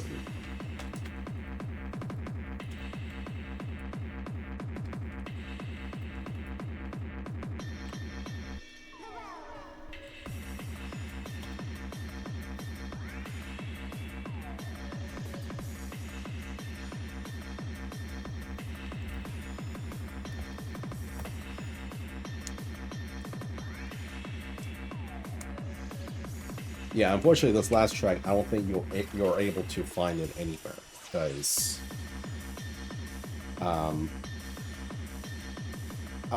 gonna explain more in detail, but this track that you're listening to, I happened to be lucky enough to find it in an obscure website back in 2003, 2010, or 2010 to 2012, that timeline. And how I managed to get the song, there was like no download button, and converters at the time is non-existent. So what I had to do is I had to grab Audacity and just record while the song's playing. That's how I've been able to get the track. And unfortunately, I think that song that you're listening to is kind of lost, because I tried searching it myself, and unfortunately, I think that song is like forever buried in SEO and stuff like that, or maybe the website that hosted it doesn't really exist. So I guess you're listening to a very unique track that you will never be able to find.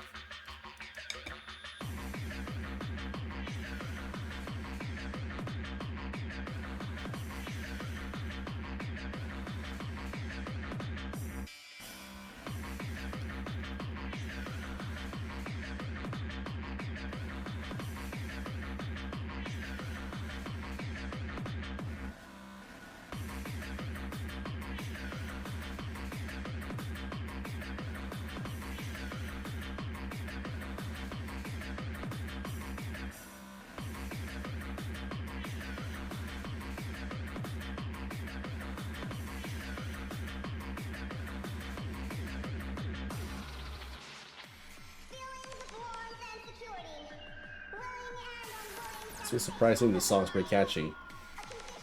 Yeah, this mixtape is actually an hour long.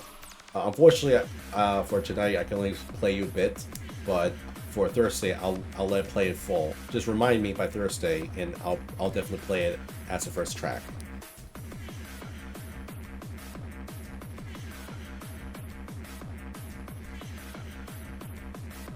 Because I remember this used to be my favorite track to listen to when I played Roblox or some Flash games at the time. Like I will listen to this non-stop in my MP3 player. But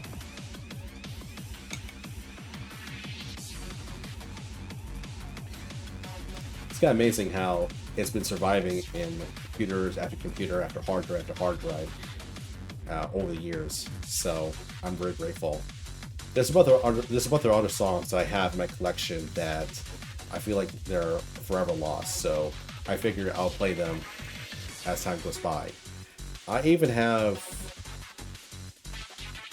I'm not sure if I can play it, but I happened to visit a Death Grips concert last December, and I happened to get a good audio recording of the pre-show tracks, so I might play that as well. I think they'll be okay, because technically Death Grips is not as copyright heavy compared to other bands.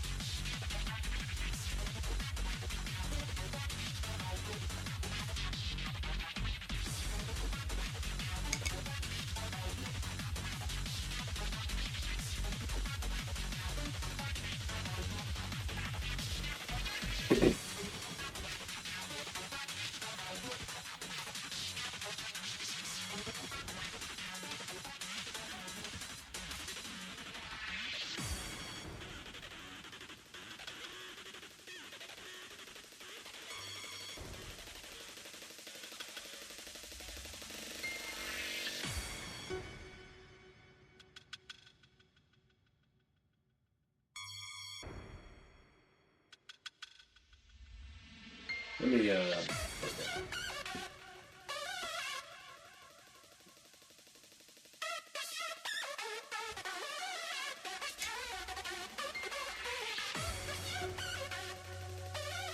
I remember. Oh, I also remember this was the song I used to listen to a lot when I used to play Gmod at the time. So definitely fits the era.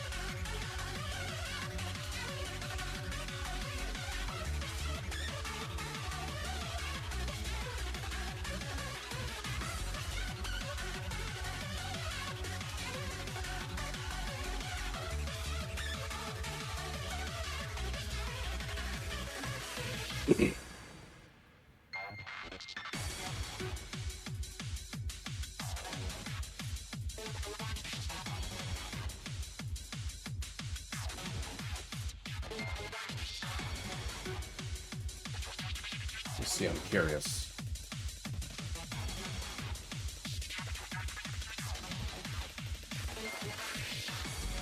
I'm actually not sure if I'm going to be able to make Thursday stream or not, but I'm going to be working most of the day, and I'll be also start doing research on booking hotels for next Oregon trip in October. Ah, okay.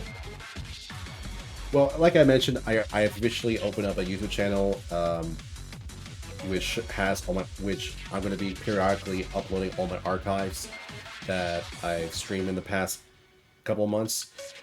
I won't be able to. I'm going to try and keep up a steady pace and try to get everything done in time.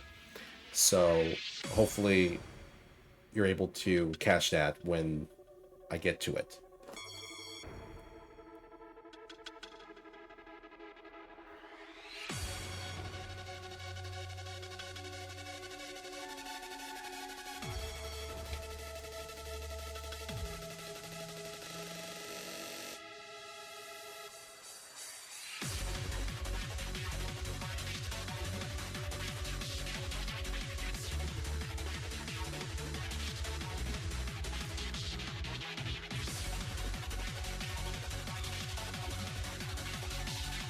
But I do wish you good luck on your Oregon trip. Definitely do let us know how it goes, and I'll just throw it out there only if you want to. If you can give me some good reference images for backgrounds, definitely would be a help on my part, and I'll definitely credit you when you do.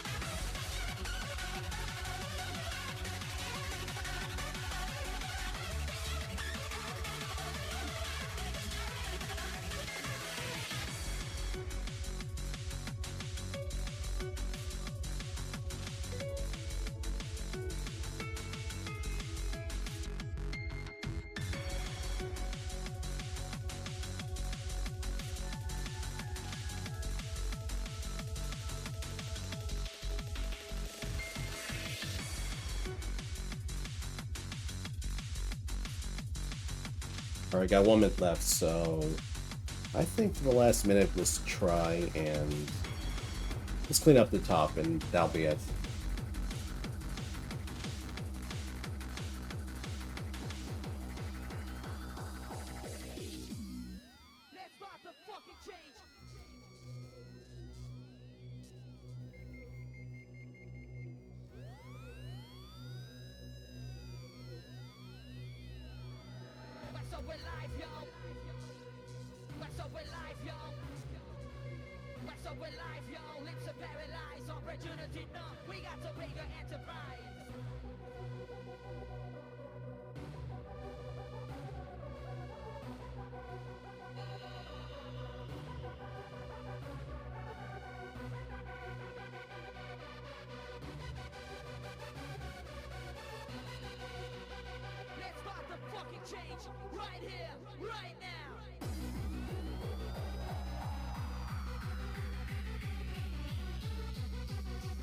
Okay, thanks. And yeah, I do plan to take quite a few photos. I'm looking forward to the trip.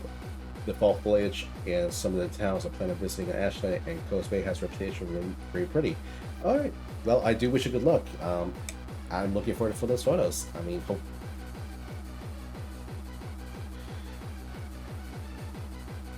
Okay, we are at the end of the final round. So I'm going to give you today's progress. So here is the main event right here. Here we have Oswald Cullen doing a handstand on the treatment machine. I'd say for the time I have and how I've been able to do this, I'm quite happy with the result, honestly. I'm really liking how this is coming out so far. All I gotta do is just fix this part so it's positioned in the right direction, but still, I'm kind of happy that in a way I kind of redeemed myself from last Thursday, so just that. Also, for the ones who came in late, later after, here's like a little sketch I've done during the warm-up. So here's RUBEN Hernandez Jr. There we go. There we go.